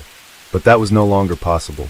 On August 23, 2001, Mark Winger was indicted for the murder of Donna Winger and Roger Harrington. At the trial in May 2002, a visibly shaky Deanne testified against Mark. The court granted her immunity in exchange for her testimony, though there was no evidence linking her to anything other than keeping Mark's terrible secret. Mark was sentenced to life in prison, without the possibility of parole. One of the key points the prosecution had to prove was that Harrington had gone to the house to meet with the Wingers, not to commit a murder. They presented the cigarettes and coffee mug that he'd brought inside, as well as the weapons he'd left in his car and the note with Mark's name and address. Mark's attorney argued that Harrington was mentally ill, that he behaved erratically, and that these traits indicated he was capable of murder. When prosecutors presented the Polaroids showing the position of the bodies before they were removed from the scene, Mark's attorney argued throughout the trial that first responders could have moved the bodies. It's our belief that Roger comes to the house, he's allowed into the home, now retired Detective Jim Graham said. There were no signs of forced entry, and he was executed at that time. Hearing the gunshot, Donna Winger then comes from the bathroom to investigate. He then beats his wife to death with a hammer. Mark then calls 911. In the 911 call, someone can be heard moaning in the when Mark tells the operator he can hear his baby crying and hangs up. He had told the operator there was a bullet in Harrington's head, but when police arrived, Harrington had been shot twice. Deanne also gave damning testimony at the trial, saying that Mark told her it would be easier if Donna just died. I thought it was crazy talk, she said during her cross-examination. After a chance meeting years later, Deanne testified that she confronted Mark in the how he lived with himself, and that he'd replied that he had found Jesus Christ and was forgiven. She said he warned her that if she ever said anything, they would both be in trouble. I didn't think that anybody would believe her, Rebecca said. I just thought if Mark truly did that, she would have come forward right away. Mark's defense argued that Deanne was emotionally unstable and just a woman who had been scorned. Deanne Schultz's testimony was able to demonstrate that, in reality, Mark was obviously unhappy, unfaithful, and had specifically talked about wanting to kill his wife, Weinhoff said. Schultz was granted immunity for her testimony, he added. There was no direct evidence that directly linked Deanne to actively participating in this crime. In the end, she was such a valuable witness as it relates to presenting the motive. After a trial that lasted 3 weeks, the jury found Mark Winger guilty of 2 counts of first-degree murder. Rebecca said she believed he would be going home with them. After the verdict, she said the words guilty rang through her head, and that she wanted the earth to open up and swallow me. Sarah Jane Drescher and her daughters, Donna's sisters, were with her when they heard the verdict. The 3 of us just embraced and cried, she said. And the story gets even more twisted, because 4 years later, Mark was also sentenced to an additional 35 years in prison when he tried to hire a hitman to kill Deanne, or testifying against him. He even attempted to put out a hit against a childhood friend who had refused to pay his bail. Helen Harrington was relieved and grateful that her son had been vindicated of Donna's murder. We knew that Roger was innocent, and it finally got proven, she said. He was branded a murderer at the time, but then all this came to an end. The police also had to come to terms with the faulty initial investigation. I was ashamed of the way the investigation went, Cox said. I hurt Roger Harrington's family. I ran his name through hell for no reason. I mean, he was an innocent victim. The police department had too hastily closed the case and turned a blind eye to some red flags. And to right such a wrong, it felt great, Bram added. But Rebecca said there wasn't any closure for her or her family. When we lose someone, we gather. We have a funeral, Rebecca shared. But when someone goes to prison, well, what do? You're just kind of left with this emptiness, and this hole that you can't really have closure with that. It wasn't just him being sentenced to life, she said. We were sentenced to a life of a father in prison. Bailey Simic says she missed having her father around while growing up. It was really hard being in school, seeing all the other kids had their dads in that relationship, she said. And now suddenly I couldn't just go to my dad's room, or have him pick us up from school, or anything like that. Ben Simic was only a year old when his dad went to prison. I can look at the pictures and look at myself and say, that kid has no idea. He was way too young to know anything that was going on, he said. Rebecca had to move out of Springfield with her kids, and the home that she'd bought with Mark was foreclosed. She had been a stay-at-home mom for 7 years, so she had no option but to file for bankruptcy. I didn't have anything to give my kids. Everything had been taken away. All I had was love, she said. Rebecca never remarried, as far as we know. She raised all 4 of the children on her own, and Bailey has since reunited with Donna's family. It was so incredible to see that there's this whole big family that loves me. And Sarah Jane still has my baby picture on her kitchen counter with all of her other grandkids. Even though we've been gone for so long, she said. We've been hurt a lot by the same person, but it didn't break us, Rebecca said. Although Sarah Jane Drescher says there will never be closure for the murder of her daughter, the family has worked together to set up Donna's Fund, which is a part of Women in Distress, an organization that works to provide shelter for women trying to escape abuse. I think her legacy will live on through people that we help, Levin said, and through the beautiful memories that we have of her.